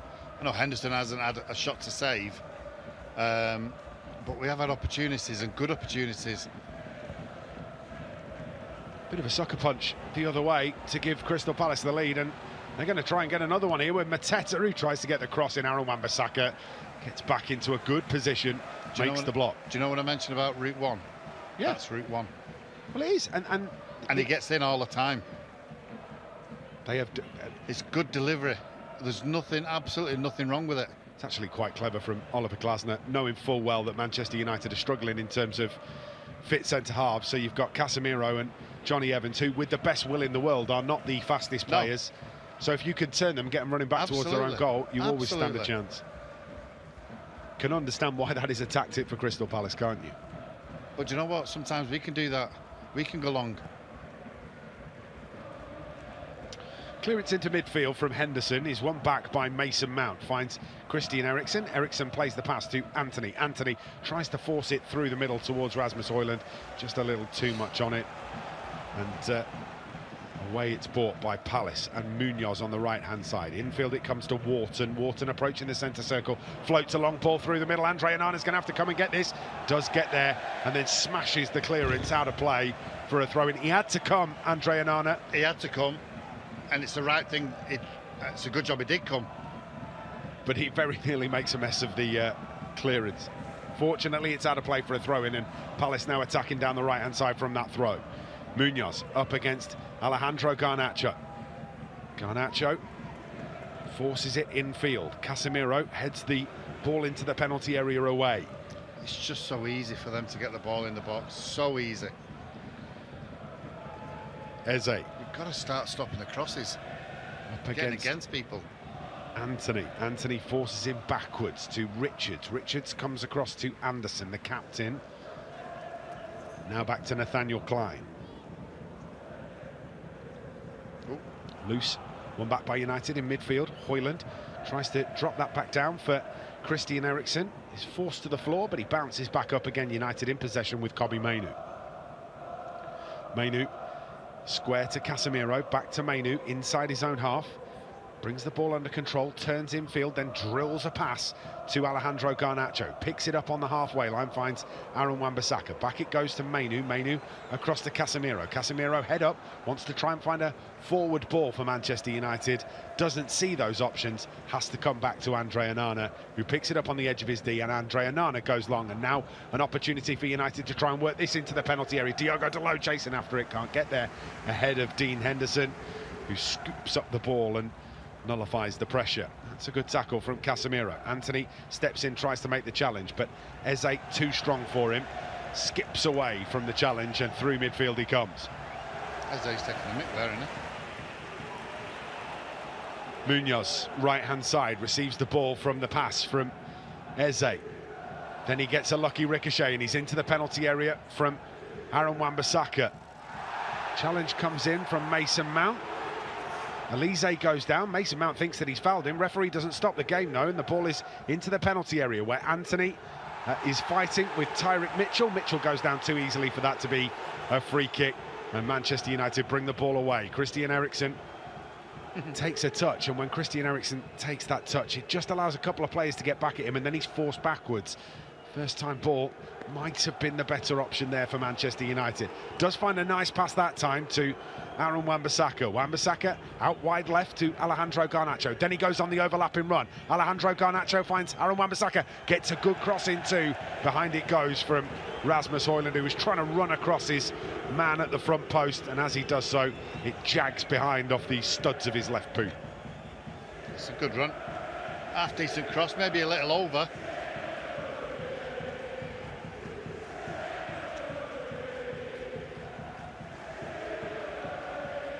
Going to be a goal kick to Palace. 1-0 they lead 35 minutes into this game. Michael Elise's goal, the difference between the two, dancing through the middle after Casemiro missed the tackle in midfield, and it falls perfectly for Elise to go right through the middle of Manchester United and finish left-footed into the bottom right-hand corner. Kobbie Mainoo up against Mateta. Mainoo just about does enough, helped out by Johnny Evans. Johnny Evans goes down, and then Kobbie Mainoo is absolutely scythed to the floor by Munoz. Daniel Munoz just gets a little bit of afters there because a couple of Manchester United players unhappy with the tackle that goes in. Mason Mount that goes over and has a little word with him. Yeah. And actually, Maisie and I both quite like that. I could tell that you were going to say that. I do like it. You look after each other out there. Somebody hasn't got one of your teammates, you have a go back. Mason Mount chasing this down, almost an error by Henderson. Zips it into the feet of Adam Wharton. Wharton finds Hughes. Hughes driving through the midfield, up to the edge of the penalty area, gets it out to the left-hand side. Mitchell thinks about the cross, then goes just infield to Will Hughes, where it's won by Christian Eriksen. And the ball forward from Anthony has got too much on it, and allows Palace the opportunity to fire it back out towards the left-hand side. Tyrick Mitchell can't get there because it's got too much on it, and it's out of play for a Manchester United throw. 10 minutes till the break. United trail by a goal to nil.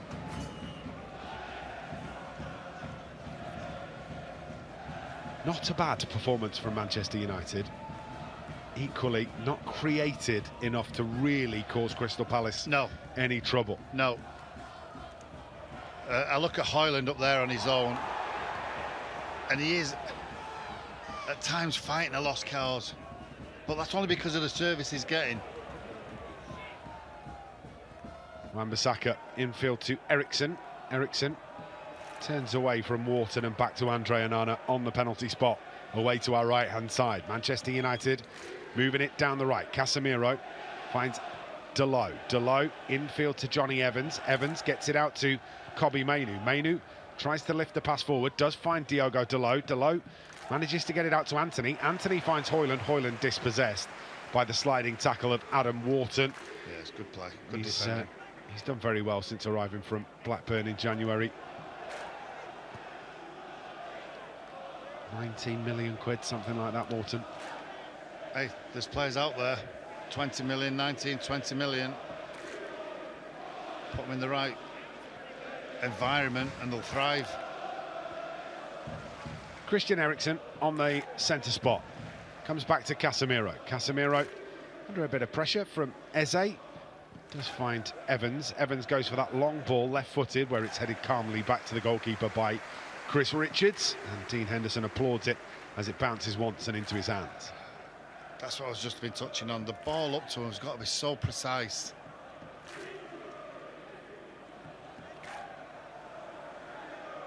Henderson balls the ball out to the right-hand side. Anderson goes back to the goalkeeper. Rasmus Højlund puts a little pressure on Henderson just to give him the hurry up. Ball's won back in midfield by Manchester United. Knocked out of play by Elise. Comes off Kobbie Mainoo as well, so it will be a Crystal Palace throw-in. Right-hand side, Munoz spins the ball in his right hand as the floodlights take more effect. 7 minutes to go until Manchester United get to half-time. Not an awful lot on the bench for Manchester United either. Very young. Amad Diallo, Toby Collier, Harry Amas, Habib Arganay, Louis Jackson, Ethan Wheatley, and 2 goalkeepers on the bench for United in Altay Bayindir and Tom Heaton. Injuries biting hard into Manchester United's season.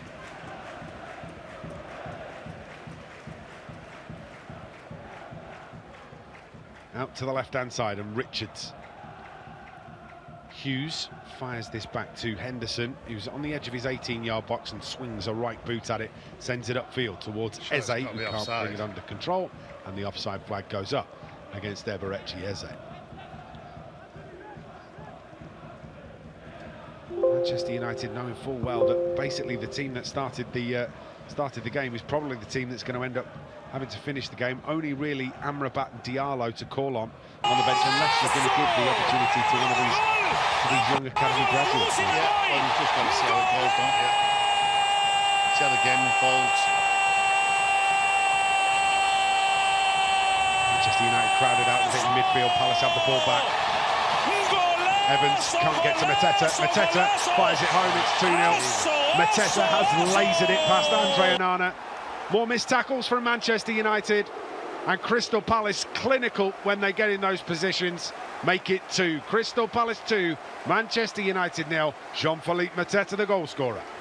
It's an unbelievable strike. It really is. It really is an unbelievable strike. But again, I mentioned it at the beginning of the game. If you allow them to turn on you and have a run on you, you're going to have a real tough night, and that's exactly what Mateta's done. We give the ball away,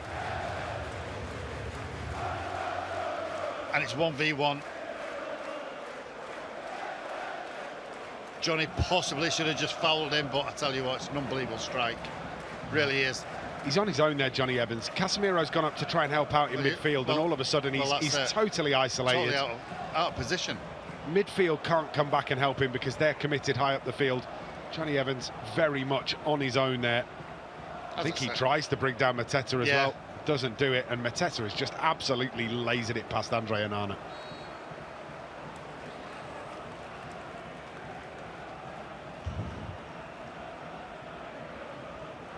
Five minutes before the break, and United find themselves 2-0 down. Elise and Mateta.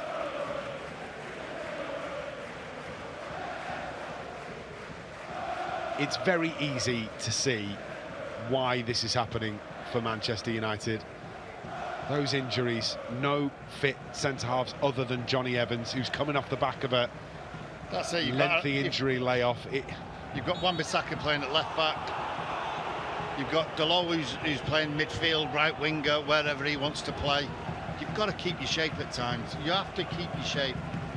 You look at Casemiro, out of position. Trying to impact the game, but as soon as he steps out of position... That's it. You know, it's a learning curve now. Yeah. It really is.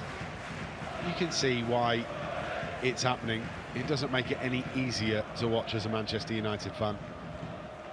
Johnny Evans steps up, wants to get on the end of this free kick that's been given to Manchester United, which will be taken from the United left wing position. A little bit of pushing and shoving inside the penalty area. Mateta just getting an elbow in the ribs of Rasmus Højlund. Get yourself wound up. Don't let him start doing that to you. That's just bullying you. Højlund lurking. Great ball from Eriksen. A header from Casemiro is over the top. Manages to get there, Casemiro, but it was sort of a dipping ball, and he's stooping and trying to get there, and as he does so, it just flicks up off his head and over the top. And there's no real pace on the ball anyway, so he's got to try and generate something himself.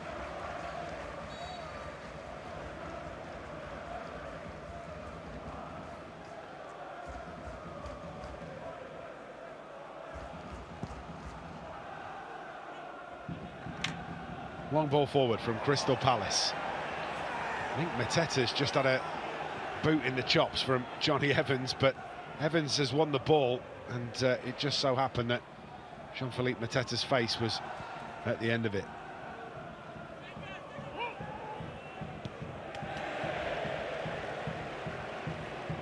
Ball's out of play, throw in, Manchester United, knocked out of play by Chris Richards. Mason Mount. Had some positive spells, Mason Mount, in this game. Wants to move the ball quickly, wants to try and get Manchester United on the front foot, but the opportunity to do that has been few and far between for the Manchester United midfielder. Christian Eriksen comes back to Johnny Evans, who threads the needle. Mount threads the needle again out to Garnacho. Garnacho, edge of the penalty area, thinks about getting the cross in, checks back, pulls it back to the edge of the penalty area where it's intercepted by Wharton, picked up by Kobbie Mainoo. Mainoo infield to Johnny Evans, and then a poor pass to Kobbie Mainoo allows Elise to come away with it down the right hand side to Munoz. Munoz going to try and come inside Johnny Evans. Evans manages to get a tackle in. Elise picks this up, corner of the penalty area, pulled back to Nathaniel Klein. Klein back down the right to Elise. Elise looking for Nathaniel Klein, who's on the underlapping run. Mainoo misses the tackle. Klein into the penalty area. Klein's going to try and pull this back. As he does so, finds only Mason Mount, who gets brought down on the edge of the box by Munoz. Munoz might well go in the book here, because that's been 2 or 3 where he's just had a little bit of a nibble at a Manchester United player. Meanwhile, Mason Mount barking orders at players around him. Absolutely, that's what you've got to do. You've got to try and galvanise what's going on here. You've got to start getting a foothold in the game.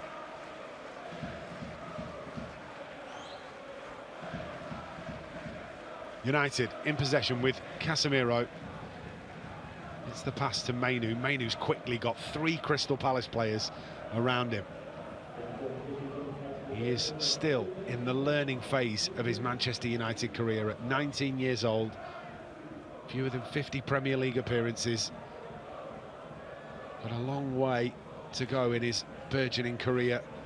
There'll be nights like this where you learn an awful lot as a Manchester United midfielder. Yeah, the manager will learn a lot.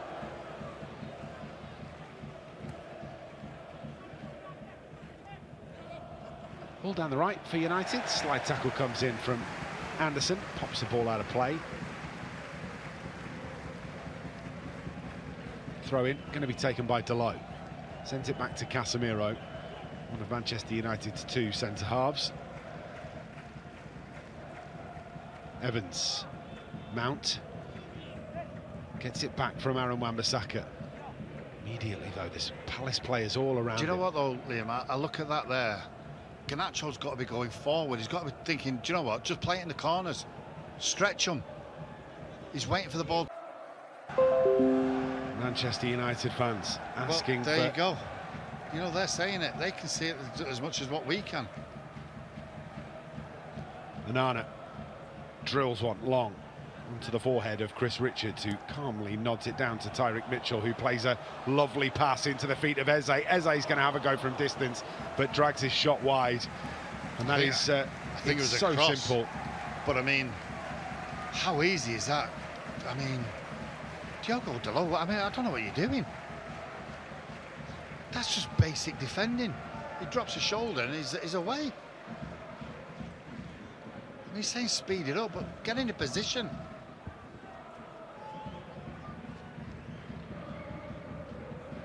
Into stoppage time at the end of the 45 minutes. Won't be too much longer to go until Manchester United will be able to get down the tunnel and reassess their options as we go into the second half. Ball crossfield finds Aaron Wan-Bissaka. Wan-Bissaka finds Garnacho. Garnacho driving towards the byline. Limited options, but does pull this back to Mainoo. Mainoo infield to Johnny Evans. Referee Jared Gillett blows his whistle, and that is the end of the opening 45 minutes. Manchester United trailing Crystal Palace by 2-0. Michael Elise with the first, and then an absolute rocket from Mateta. Both of those coming from missed tackles from Manchester United, allowing Crystal Palace to walk into the penalty area. They have been clinical on both occasions, and it means that at the break, Crystal Palace lead Manchester United by 2-0. Maisie, what have you made of it? It's been a tough watch, it really has. I mean, a lot of it's just basic defending. You know, you're trying to nick a ball when the centre forward, when you're a centre forward, you cannot allow him to turn. As soon as you allow him to turn, as they did with the first goal, Casemiro dived in. They get away, score the first goal. Second one, confusion on the right-hand side, but the ball breaks and it's 1v1 against Johnny. Johnny probably tries to bring him down. He doesn't do that, and he lashes it in the top corner with his left foot. But we've got to do so much better with the balls forward into the likes of Garnacho and Højlund, Anthony. They've had absolutely zero service. They have had absolutely zero service, and you know, 2-0 could have been 3 or 4. Yep, Manchester United struggling at the break. Hopefully there'll be plenty more to come in the second half, but at the end of the first 45 minutes, United trailing by 2-0.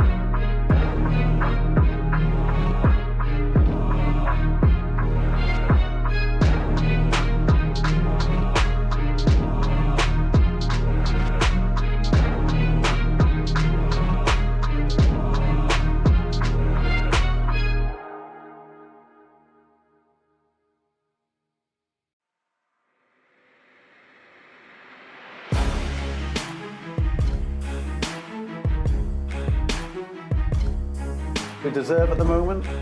Possibly so, yeah, I think so. Just look, it's a frustrating one because obviously we mentioned a little bit of Palace's strengths beforehand, and they're happy for us to have possession 11, aren't they? And they're going to obviously try and stretch us, and we've dived in a couple of times, and it's just about us being, well, especially for the second half now, because look, Palace have shown that they had a chance there towards the end. Eze could have played it across there to Elise as well to make it even a heavier scoreline. So I think just for us to be compact in the second half, really, and hopefully try and flip it a little bit, that we're the ones, United are the ones counter-attacking, rather than it's the Palace are really causing us problems on their counter-attack. So if we maybe flip it that way, let Palace have the ball. It's not the ideal scenario, but we might just get a bit of joy from it. The 2 goals conceded, Casemiro slipped in near midfield for the first one, scored by Elise. He seemed to have acres of room there. Yeah, it's a little bit sloppy, whether he slided in or he dived in, he's just got to stay on his feet there, just jockey him. For both goals, really, Johnny did dive in as well. Yeah. And it's been frustrating, really, watching it. We've had the ball at the back, it's been pretty slow. We've not really got anything going yet. Mason's not got into the game. We've been sloppy at times, and we're sort of playing into their hands. Our fullbacks are getting up, and Matteo and Alessi, and they're having a bit too much joy, too much space in behind, and we sort of played into their hands a little bit. I mean, the statistics are going across the bottom of the screen there. 64% possession, almost getting towards twice as many passes made. Are we doing enough with that possession and ball, though? No, exactly. I think Wes hit the nail on the head there with the speed of play.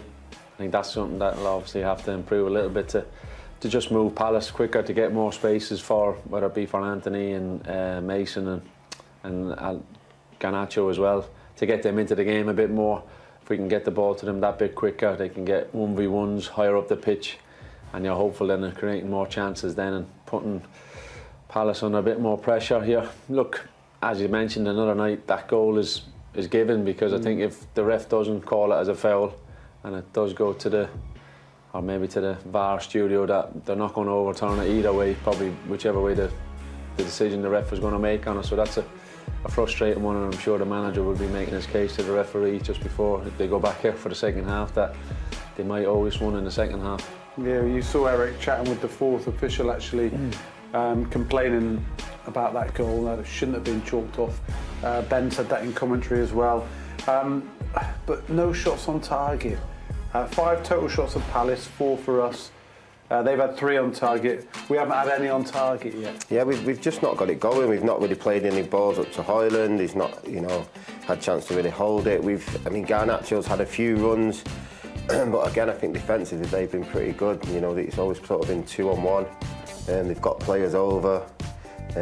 So yeah, we just have to move the ball quicker. I mean, if you watch how they line up defensive, they're sort of happy for us to have it a bit, and then everyone out of position and try and nick it, win it, and then they counter-attack on us, like Shazy said.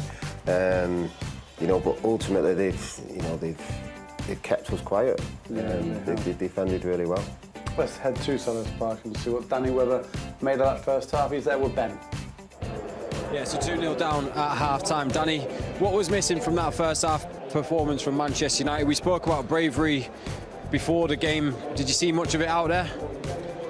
No, I thought it was a half that lacked conviction. I think, in all honesty, we lacked going forward. Sometimes it's, you're looking at the lads when they get the ball in midfield, you need your front 3 to run. You need your front 3 to be brave and create. If you're Rasmus, you've got to be creating, you've got to post up, or you've got to give the centre-halves problems. If you're the 2 wide men in Garnacho and Anthony, you've got to be running in behind to stretch the play. He's giving very little space for Mason Mount to play and Cobby to play, and Christian Eriksen. It's just really tight in there, and that suits Crystal Palace. You're seeing Will Hughes in the middle of the park, breaking things up, and we're not making it as difficult for them as we should be, hence why we've not scored any goals, we've not created any chances, and we're hanging on to little threads. I threads of hope instead of being bold and going out and creating opportunity. Well, we have looked dangerous from set pieces, probably the most dangerous part of the pitch we have been looking. The ball was in the back of the net. Højlund got penalised with the push or the shove or the arm on Henderson. Very dubious whether or not I should have stood, but I guess once VAR comes in, they're not going to overturn it. No, and I thought it's one of them the keepers normally do get the benefit of the doubt, even though I feel like it's harsh because you've got two grown people going up for a challenge. There's no malice in the challenge from anybody, and I think it's soft, but it's always gonna go that way, especially when it's rewatched. The keepers do get protected, but you know we can't be relying on set pieces. We can't be relying on those moments to create. We've got to be bold. This is where, when you're in the dressing room now, you've got to dig deep. You know, you come together, you get out your system, what you know you want to get out in terms of vocally. You know, you wash your face and you go again, and it's, you know, we know the second half can be different if we come out with a different endeavour and a real killer instinct. Yeah, there is positivity there to be had in the change room, on the bench and on the pitch. Hopefully we can do it in the second half. But not that many changes to make on the bench, whereas if we do... I mean, there are players there who could come on and do their best to make an impact, but there's not much experience on that bench to help out a struggling team. No, so you know, the lads that come out now the second half, they've got to turn the tempo up and get some good passes going, and you know, even get some balls in the box. You know, there's a few times when we are out wide and we do try and, you know, play the perfect little 1-2s and the passing. Just get it in the box. You know, Højlund's good in the air. He can get himself on a few of them crosses, and let's just change it a little bit. But we need to, you know, quicken things up and get ourselves into some good positions. Yeah, okay. Well, a lot of academy players on the bench aren't there, and that is the theme of a new documentary coming out soon, Lifeblood. Check this out.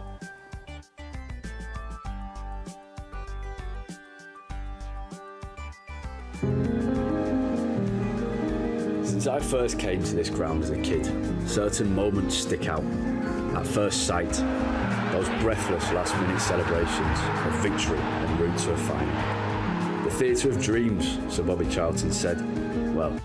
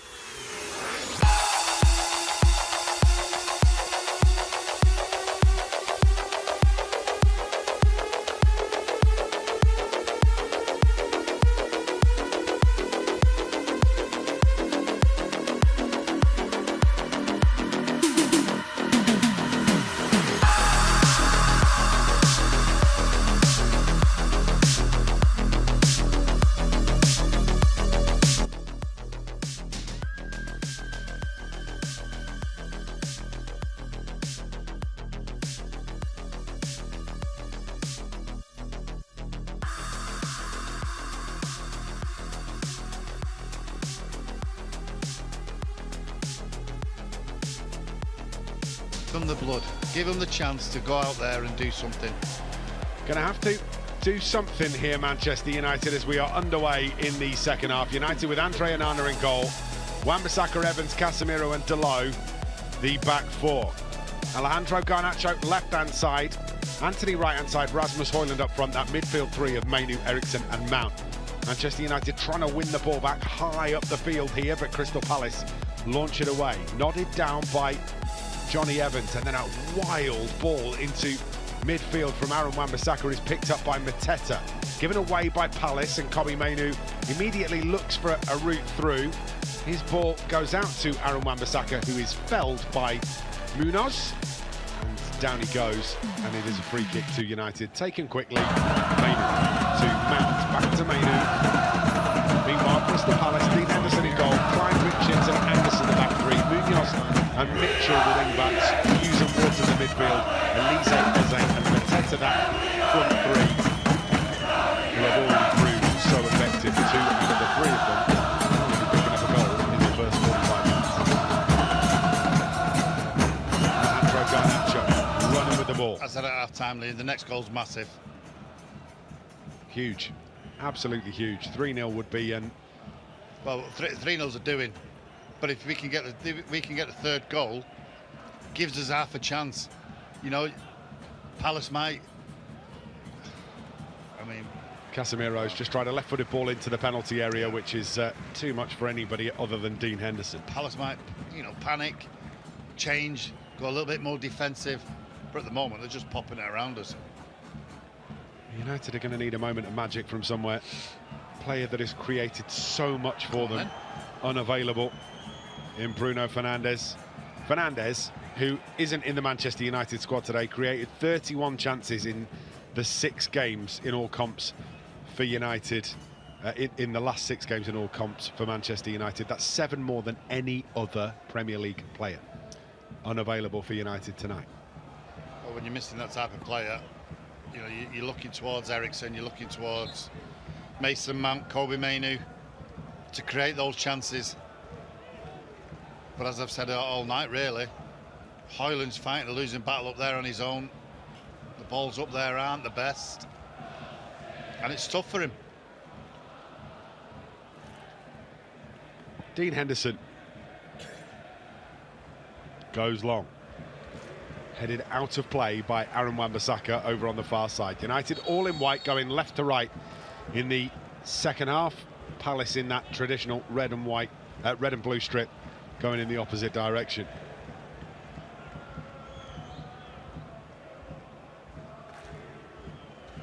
Jared Gillett having a conversation with Jean-Philippe Mateta and Kobbie Mainoo. Mateta, who has been handful. Yeah. All three of the centre forwards have been really good. Palace. Very physical, Mateta, and Jared Gillett just has had enough of it. So he's telling him and Kobbie Mainoo that they need to stop the fun and games. Ball's out of play for another Palace throw over on that far side, which will be taken by Munoz. Arrived from Racing Genk in January. Found themselves a bit of a player there as well, Crystal Palace, because he has also been a handful, Munoz. That's gone out. Yeah. It's out of play for a Palace throw. I actually thought it went out before. I mean, Johnny Evans said the same thing. I'm with you and Johnny Evans. Hoisted clear by Manchester United. Turns Richards, who gets the header back towards the goalkeeper, Henderson. Henderson gathers. Then rolls it out to the right-hand side. Fired back to Henderson. Smashed away. I mean, that ball's travelled 70 yards. Very nearly. Aaron Wan-Bissaka finds himself done for pace. Ball's into the penalty area. That's going to be another effort for Eze. And as he chips it goalwards from the penalty spot, Andre Onana claims it. Should never have got to that point. Should never have reached Munoz in the first place. And somehow Manchester United allow the cross into the penalty area.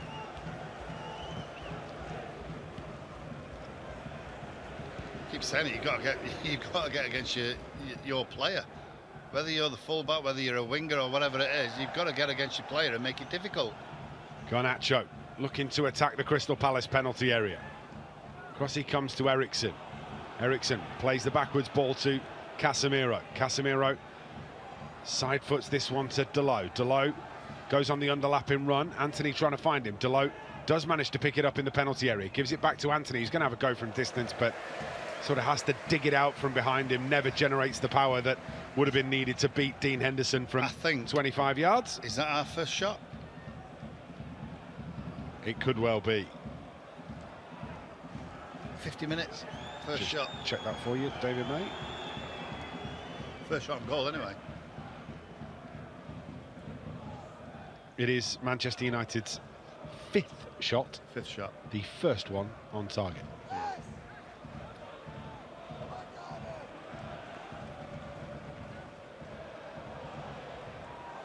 Just to put that into some kind of comparison for you, Crystal Palace have also had 5 shots.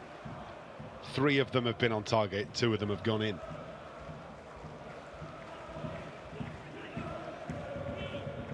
Ball down the right-hand side for Manchester United is picked up by Anthony. Anthony tracks infield, gets pulled to the floor by Tyrick Mitchell, and it will be a free kick to Manchester United.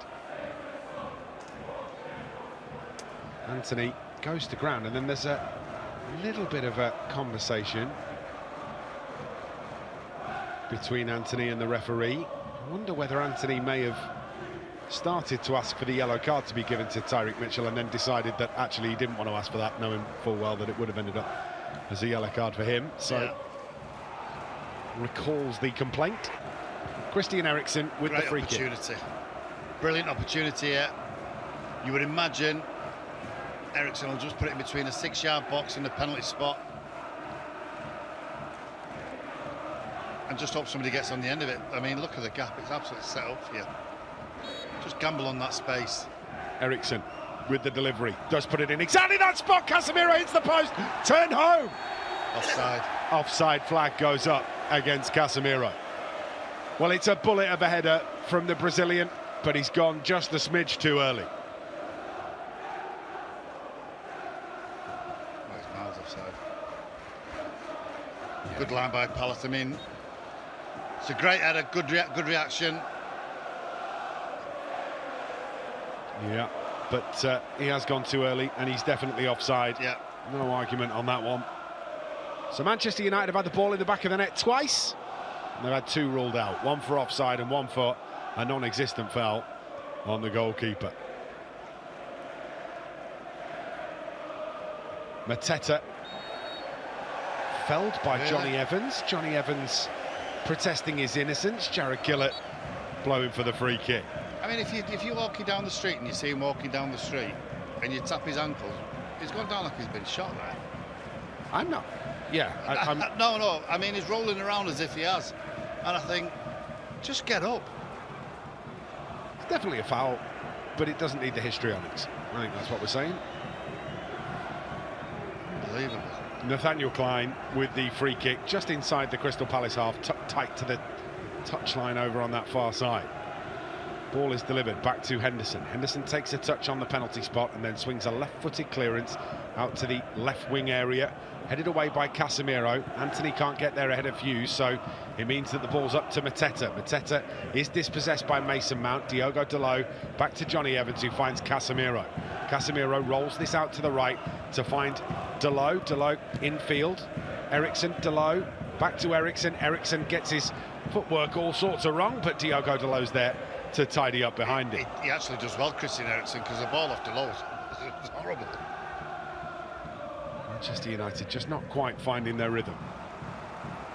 That's what happens when the team is changed so often because of the injuries. Nobody got no regular partner alongside you. You've got no partnership being built, yeah, no you don't understanding. I mean, don't get me wrong, you train with each other day in, day out, but it's always nice having a settled back four or a settled midfield. Build things on, you know, with each other.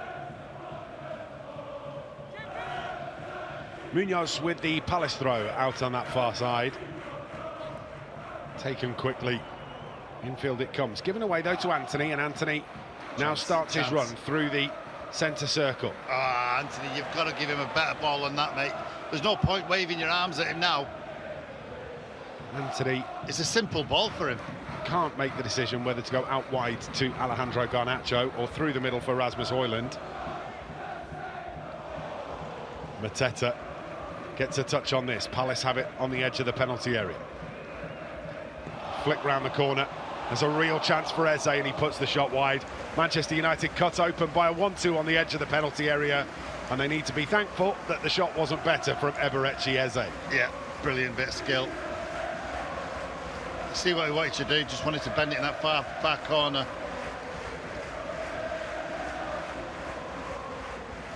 I mean, if you want to be picky, he's got to do better than that. I think Eberechi Eze has He got has to do better than that.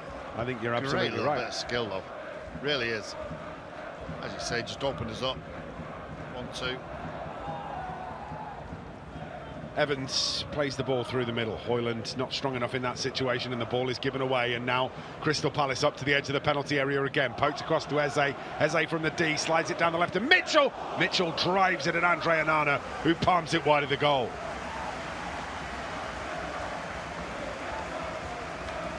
Again, overload on the outside.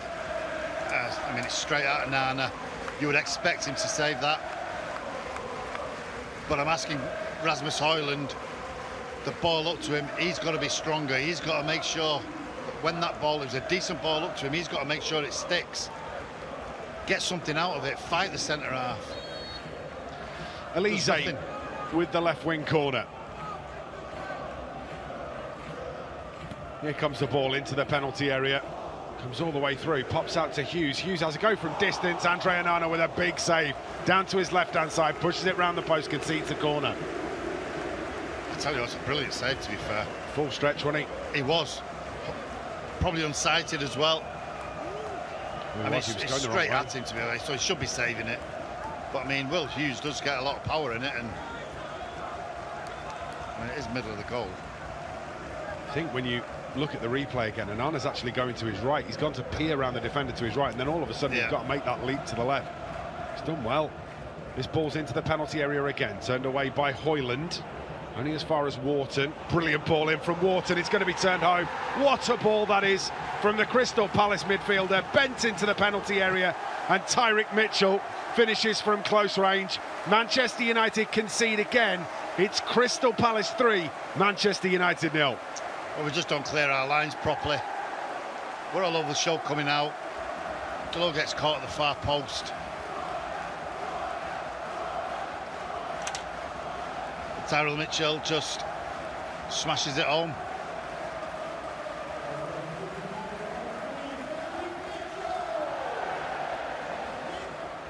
The ball's cleared away by Rasmus Højlund, comes out to Wharton, and Wharton bends a left-footed ball into the penalty area. Anderson gets there, but quickest to react in the middle of the park is Tyrick Mitchell. Yeah, it's who wants it the most there at the far post.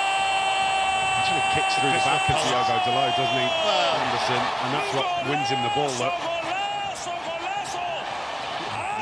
I mean, that's possibly a foul, but you've got to be stronger than that.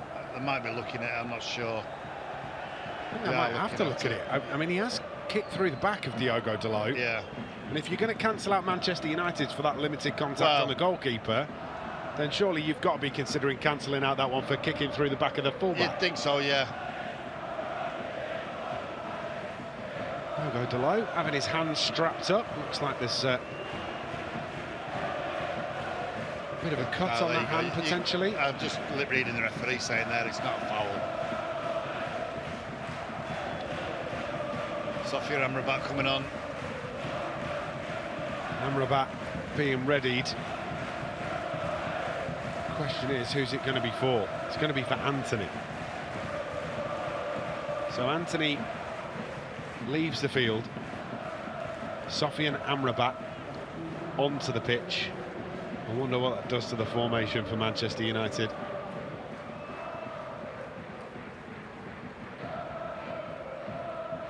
Going to sit alongside Eriksson, push Mainu up the field maybe.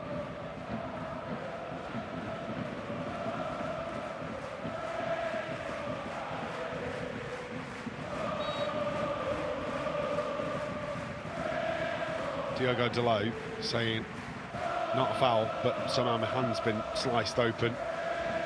And the fourth official uninterested. Anthony off, Sofian Amrabat on. Crossfield ball. Finds Eriksson.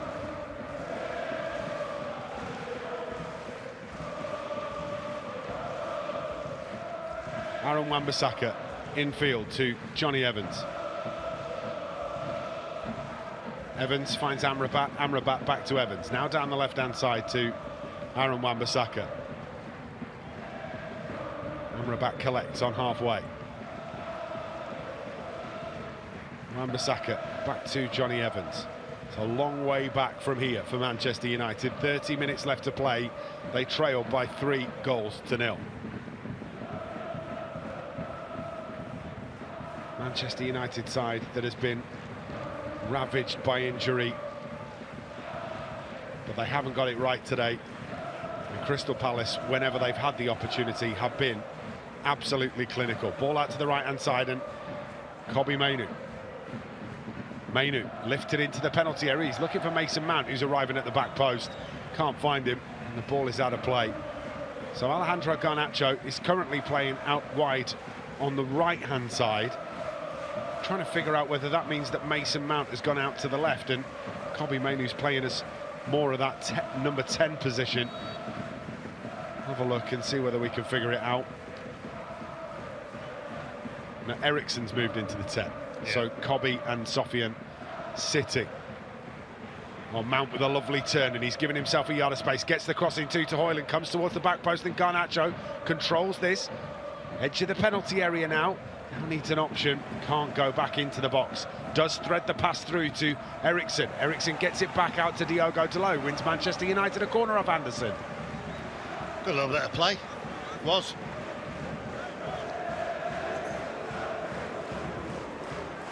Right wing corner for United. Eriksson standing over that right wing corner, so a right-footed out-swinging delivery on the way for United. Into the penalty area, meets it at the near post. Casemiro with the header, and it's a really big save from Dean Henderson. It's not gone out of play yet either. Manchester United reacting to that. Alejandro Garnacho stepping away from a challenge or two, gets the shot in, but it's blocked and it heads out to the right-hand side where it's picked up by Eze. Eze gets away from Casemiro, then gets away from Eriksson, then gets away from Dalot, and then gets it down the left-hand side to Elise. Elise up to the edge of the penalty area, crosses in, Mateta lurking, cleared away by Manchester United, but only as far as Casemiro on the edge of the D. Very nearly Manchester United caught out again. Aaron Wan-Bissaka hurdles a tackle and gets the ball up to halfway. Short infield pass to Rasmus Højlund. Gives it back to Aaron Wan-Bissaka. His infield pass is blocked, out of play it goes, throw in Manchester United.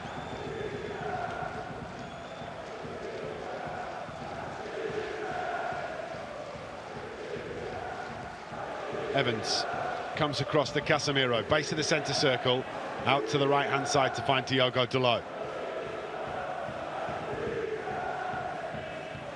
Sofian Amrabat. Amrabat scoots away from Mateta. Gets a pass out to the left-hand side that's behind Aaron Wan-Bissaka, so can't make any headway.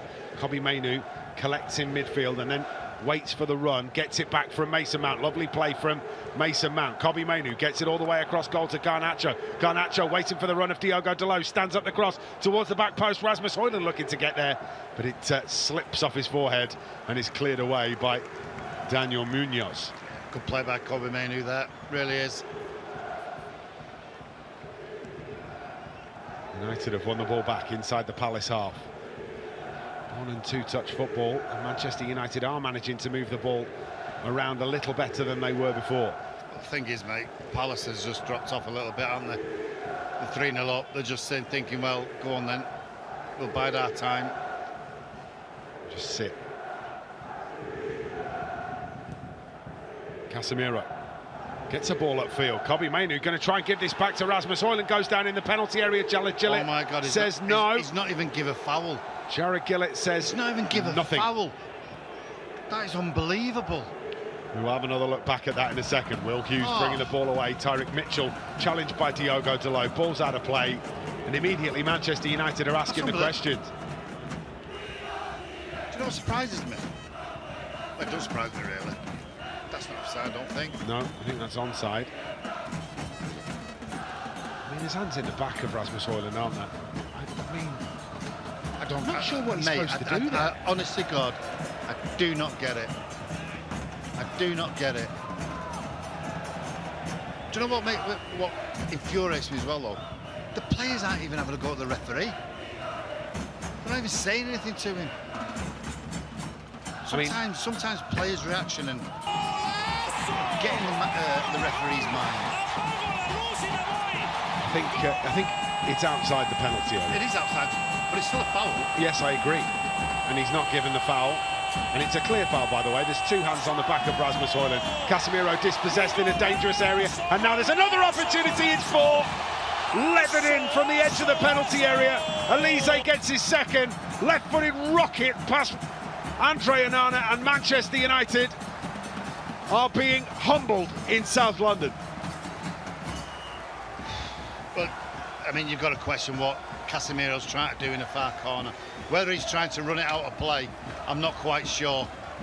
I mean, the camera's zooming in on him, and he'll know, he'll understand that he's made a mistake. It's a great strike, but wow, this could be 6 or 7.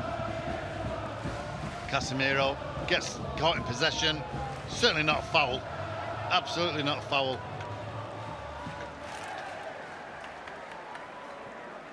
Just sometimes you just got to put it in Rose head. I've never ever seen a player score from Rose head, and that he just smashes it. And Casemiro there, where he wins the ball ahead of Munoz, I think has just got to put it out of play for the corner. I think you've just got to get there, reset. He doesn't. It's stolen off him by Munoz, pulled back to Elise on the edge of the penalty area, who has so much time to just wave a left boot at it and fires it home. It's a really good finish from Michael Elise, but Manchester United have got to do better. I think the keeper can save that. It's not in the corner. Whether he thinks he's going to put it in the far corner, I've no idea. But, I mean, it's just a poor goal. I mean, they haven't created one goal where you think, oh, that was brilliant, great play. By all our mistakes. This is a doing. Jean-Philippe Mateta and Will Hughes both leave the field. It's on Eduard and Yaro Alderweireld onto the pitch. Very nearly turned over again by Manchester United.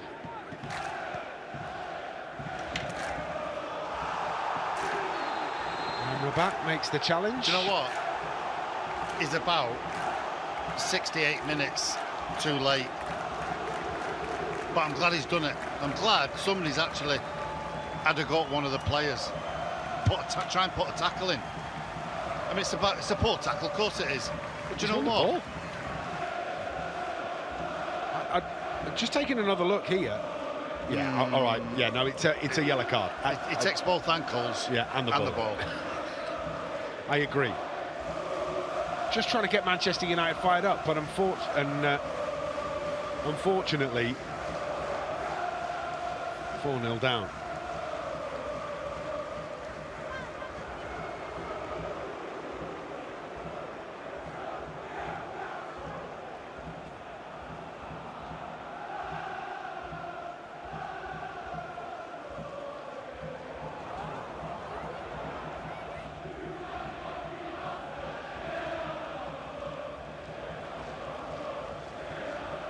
So, 20 minutes to play. Manchester United trail by 4-0 in South London. Crystal Palace with the free kick on their right-hand side. It's going to be a left-footed delivery into the penalty area.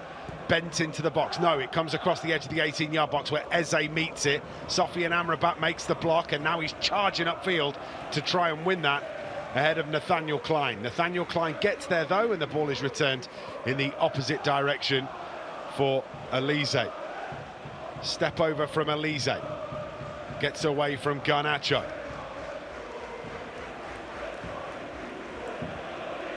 Out to the left-hand side. Tyreek Mitchell. Eze fouled by Delow. Referee Jared Gillett blows for the free kick. To be fair, Liam, we're 4-0 down.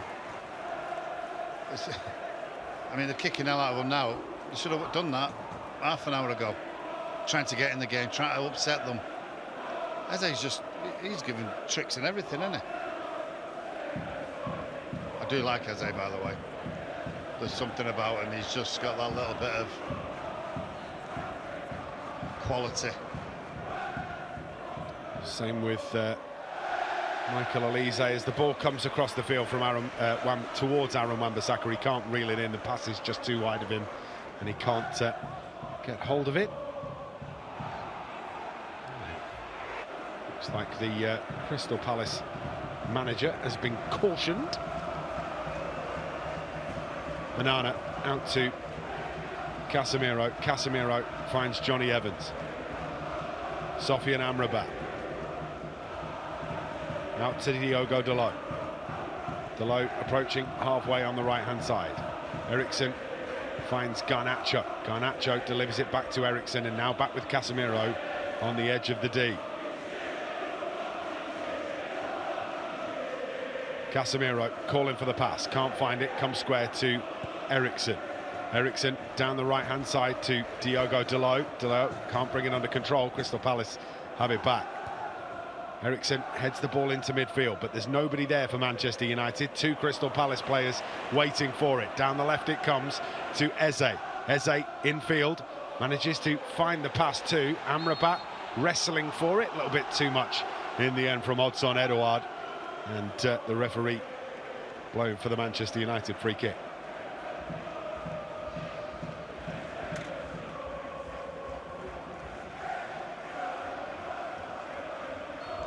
Bowled out by United to Dalot. Infield to Mainu. Mainu flicks it back to Diogo Dalot. It's very much the same for Erik ten Hag's side at the moment. Absolutely no way through this Crystal Palace midfield. Really struggling to try and find an option to get the ball forward.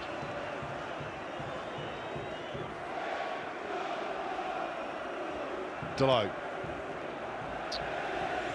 puts the ball directly out of play as he's trying to find Alejandro Garnacho. Palace free kick, Palace throwing. Kicking out of play.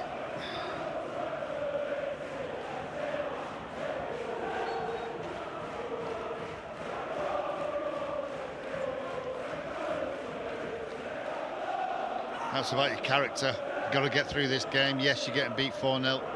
You still got to keep going though. You're playing for Manchester United, you're playing for that shirt.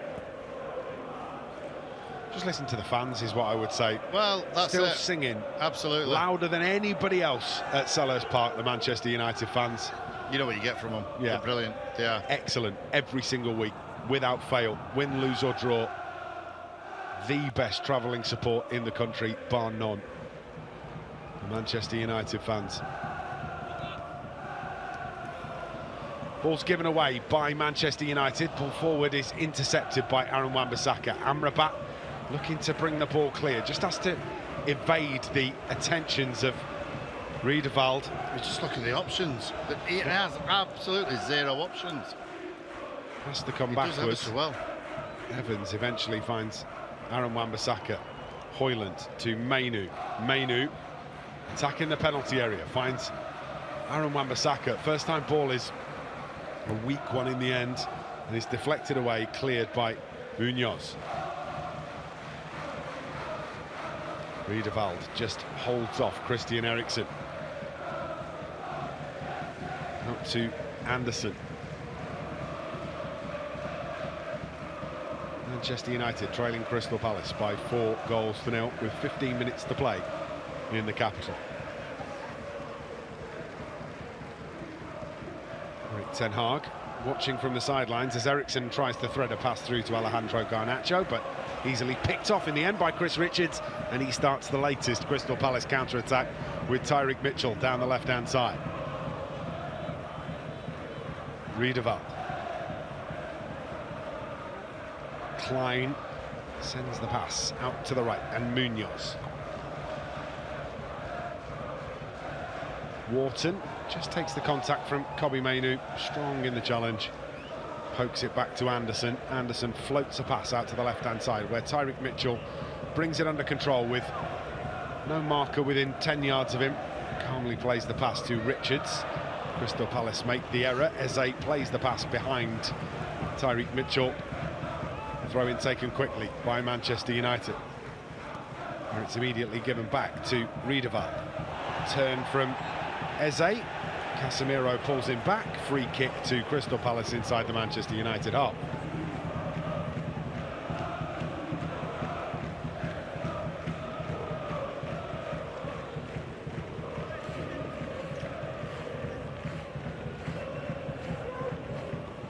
Crystal Palace, 12 shots, 8 on target, 4 goals. Manchester United, 7 shots, 2 on target, nothing to show for it. No, can't remember Dean Henderson actually having anything to do, really. I mean, Onana's made 2 or 3 really good saves, albeit they're all straight at him. Ball into the penalty area, comes all the way through and out towards the corner flag. Anderson measures the cross back in. Dangerous looking ball, but too close to Onana in the end. United have had lion's share of possession, more passes, committed fewer sort of, you know, they've been on top in terms of dominating the ball. Yes. But that's the only place where they've been on top. But it's what you do with the ball, Liam. You can pass Palace to death if you're gonna play around the back and play it sideways, play it forwards, play it sideways, play it back. You can do that. It's absolutely not a problem. You can outpass anybody.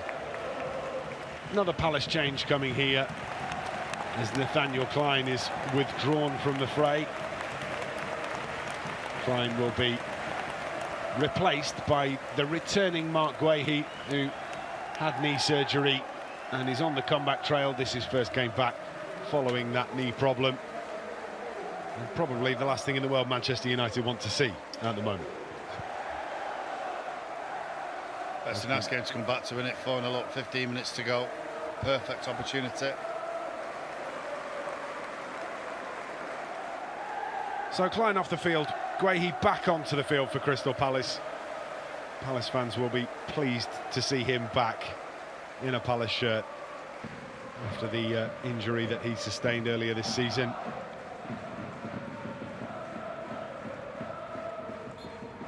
A break in play because Manchester United took a throw in, and then somebody in the crowd who had the ball from where the ball had gone out of play for the throw decided to launch it back onto the field. Ball forward towards Mainoo. Mainoo trying to watch that over his shoulder, but it's intercepted by a Palace defender.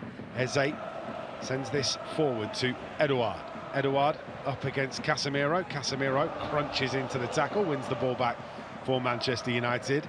Just an element there of Odsonne Edouard getting slightly above his station and Casemiro snapping back and saying, I might have had a little bit of a struggle this evening, but it's not that easy. And making sure he feels the wrath of the challenge, which is a fair one, and wins the ball back for Manchester United. Amrabat, centre circle. Right-footed pass back to Johnny Evans. Evans, under a little bit of pressure, finds Casemiro. Casemiro looks for a ball through the lines. The pass from Rasmus Højlund doesn't make it really through to Christian Eriksen, who can't bring it under control, and then all of a sudden Elise coming the other way into the penalty area. They come, pull back to Elise, left alone, and the hurdling of Christian Eriksen allows the ball to come out to Kobbie Mainoo. I mean, Riedewald is possessed. I have been critical of the balls up to Rasmus at times. Well, that's a perfect opportunity where it's a great ball up to him, and his layoff, his touch, is really, really poor, and he gives the ball away. That's Mason Mount going off, is it? Yeah. Yep, Mason Mount leaving the field as he makes his comeback from injury. He's going to be replaced by Amad Diallo. That will probably be, you would have thought, the final change for Manchester United. The only other options, 2 goalkeepers on the bench: Toby Collier, Harry Amas, Habib Ogunai, Louis Jackson and Ethan Wheatley, who have all got 1 appearance between them.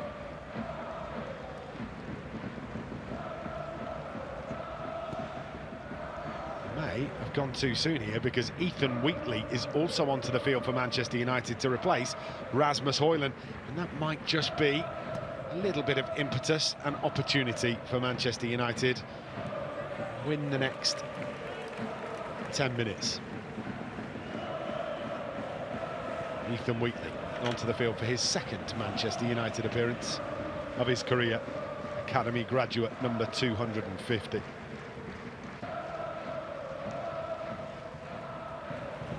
Ball drilled forward by Crystal Palace. Tyrick Mitchell in acres of space on the left-hand side, pulls it back. It's intercepted by Amrabat, but the clearance doesn't find a white shirt.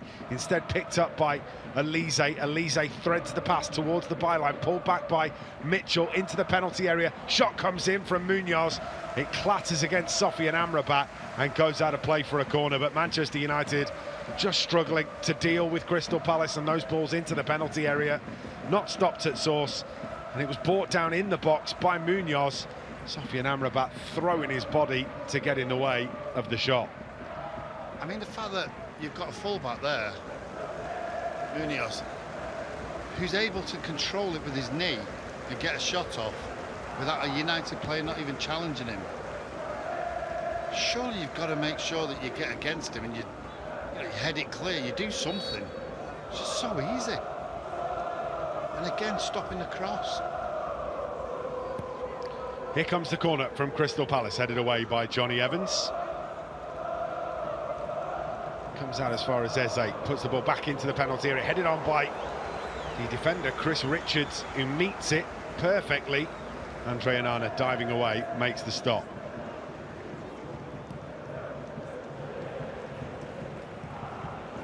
Clearance by Palace, comes to halfway, and Anderson out to Eze.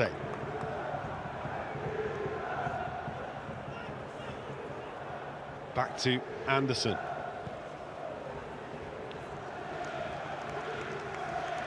Moved on by Guehi.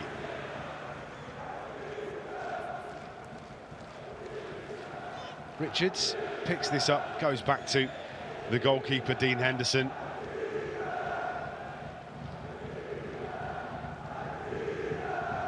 Eze just skips away from Casemiro and Eriksson like it's absolutely nothing.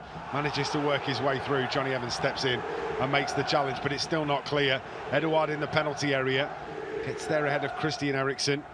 Eriksen trying to track that back, but it comes back to Anderson. Anderson finds Riedewald. Edouard. Now Tyrick Mitchell. Infield to Edouard. Anderson.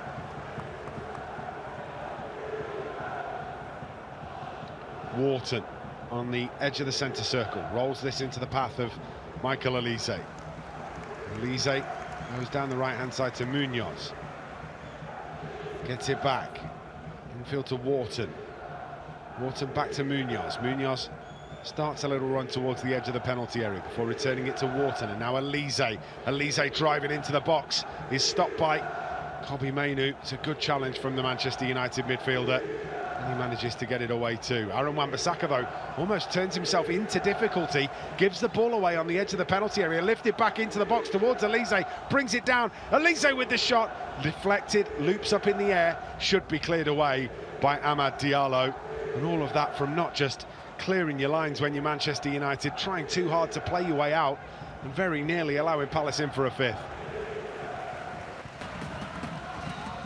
Yeah. Sometimes you just got to put your foot through it.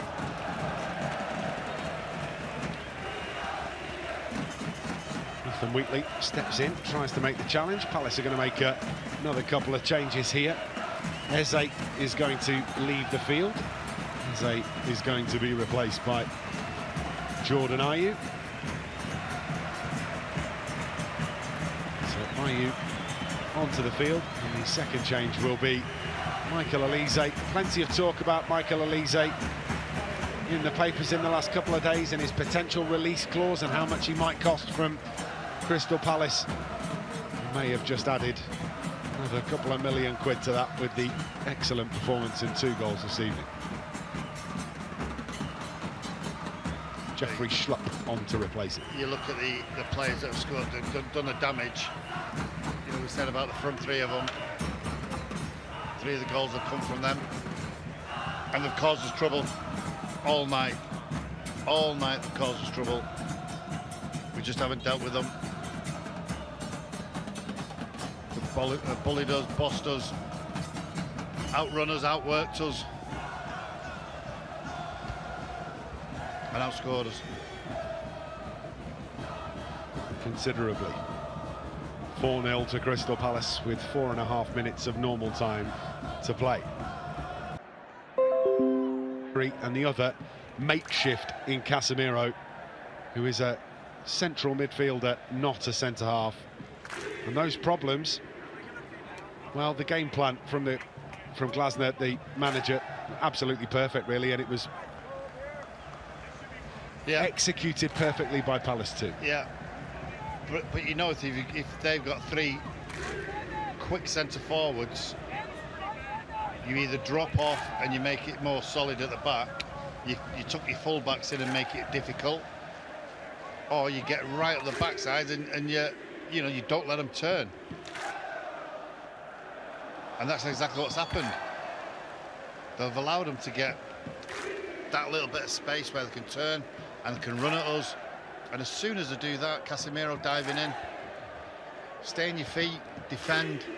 That's your job. But this is it's been a mauling, to be truthful. Well, Manchester United currently sit 8th in the Premier League table. That leaves Chelsea and Newcastle between them and Spurs. And Manchester United will be looking at the table and wondering how on earth that happened. Dropped 9 points from winning positions since the international break, and they've been done 4-0 today. Meanwhile, there is a very unnecessary challenge from Odsonne Edouard that goes in on Sofiane Amrabat, so he ends up in the book too.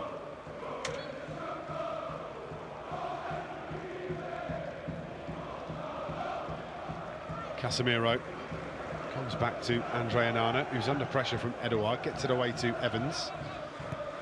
Whipped through midfield by Manchester United, but directly to Marc Guehi, who finds Jeffrey Schlupp. Munoz, infield to Wharton, back to Munoz. And now to Chris Richards. Richards goes back to Anderson. Anderson thinks about going back to Henderson, but turns away from Wheatley.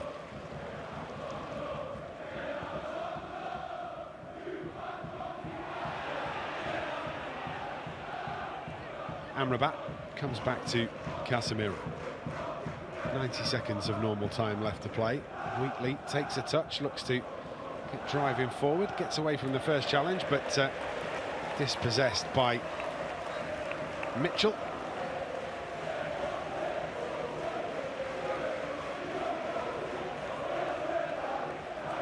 Good head on his shoulders, Ethan Wheatley. He's had a good season for the under-18s. Yeah.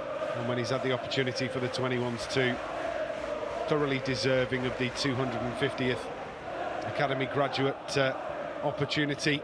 100%. 100%.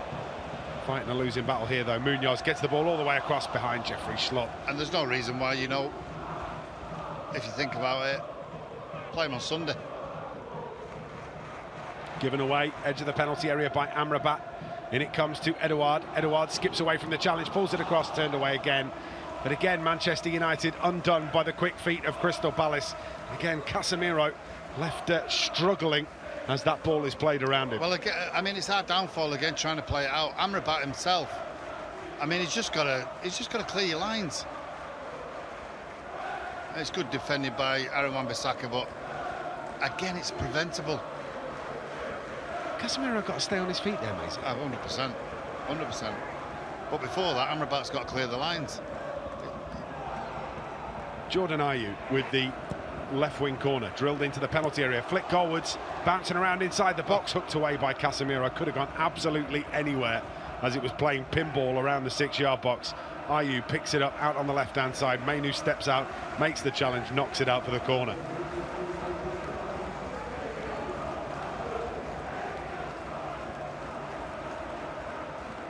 I'd say 6 minutes of added time. I know.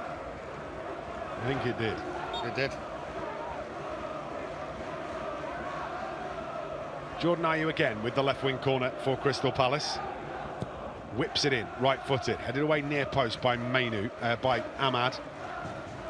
Comes all the way through. One back by Wheatley. He's done really well, Ethan Wheatley, and he could set Manchester United going here. Go on, Ethan son. Wheatley through the middle, but good stop, good challenge comes in. He was looking for the pass out towards Alejandro Garnacho, but saw the opportunity coming through the middle. Garnacho saying that he should have played him the ball, and Ethan Wheatley has the wherewithal to turn around to Alejandro Garnacho and say, "You were offside, Alejandro. Yeah, I couldn't pass it to you." No. Good for Ethan Wheatley. Makes another challenge there, Ethan Wheatley. Unlucky that it hasn't come off for him. Guehi down the left-hand side. Casemiro undone by Edouard. Edouard into the penalty area, has a go. He's hit the post and it's cleared away. Well, Manchester United again just really struggling to deal with that down the left-hand side from Crystal Palace, and eventually they are fortunate that the width of the post has prevented making it 5. I mean, I don't know whether Onana slips or he gets done with his eyes, but he doesn't move.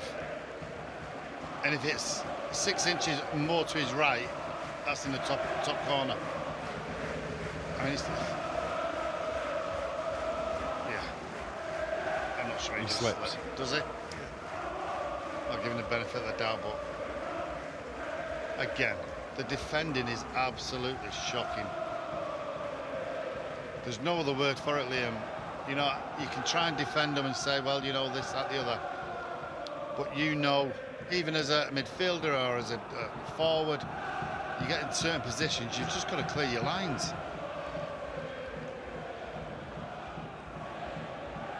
Crystal Palace in possession. I know Casemiro's not a centre-half. Far from it. And probably tonight is a reason why he's not a centre-half. I think Casemiro, if I was going to give you a reason for why tonight has happened, is that he's almost guilty of trying a bit too hard. He's trying to impact the game, he's trying to drive Manchester United forward. He gets himself caught out of position. Yeah.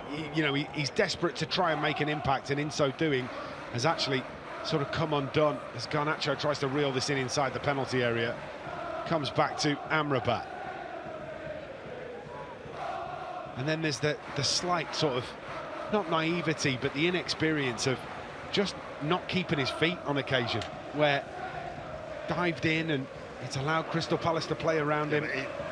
He knows as soon as he goes to ground, they're going to skip past him. I mean, you know, he's 30-odd-year-old, he's won everything you can possibly win. He knows himself that you've got to stay on your feet. But listen, we're having a go at Casemiro here. Certainly not all Casemiro's fault at all. Agree. It's just been a real poor display by the lads. It really has. We're a million miles off Palace, and then front three have sort of like ripped us to bits, to be fair. The way they've set up, they've overrun the midfield, and they've got the rewards. Well, they've got 90 seconds here, Crystal Palace, and they're on the charge. Maybe they're not done just yet. Flick round the corner by Edouard, picked up by Ayew. Ayew's going to smash it goalwards, comes flick towards goal by Diogo Dalot in the end. Fortunately, Andre Onana is equal to it. Well, that would have just summed it up, wouldn't it? Own goal from this. Takes all the sting out of it, to be fair, Diogo Dalot. Johnny Evans bringing the ball out from the back, rolls it across the 18-yard line to Casemiro. But again, Manchester United just have no route out. No. Smashed back downfield by Wharton. How the play it goes, Manchester United goal kick.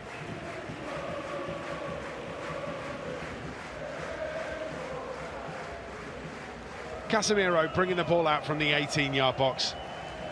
Crossfield it goes to Aaron Wan-Bissaka, who brings it down on his chest, knocks it into the path of Alejandro Garnacho. Garnacho looks to play the ball back to Mainoo, but it's a no-look pass, and because he's not looking, he doesn't realise that Kobbie Mainoo has been beaten to it by the Crystal amount of Palace. time, I'd love to know the stats of how many times they've given the ball away. I don't mind losing it in the right way, trying to create something, but needlessly giving it away. It's been so poor, really has. Final whistle goes at Selhurst Park, and Manchester United have been beaten by 4-0 by Crystal Palace. Michael Olise, Jean-Philippe Mateta, Tyrick Mitchell and Olise again, giving the home side a 4-0 win on a night where Manchester United never got close to their opponents. An opportunity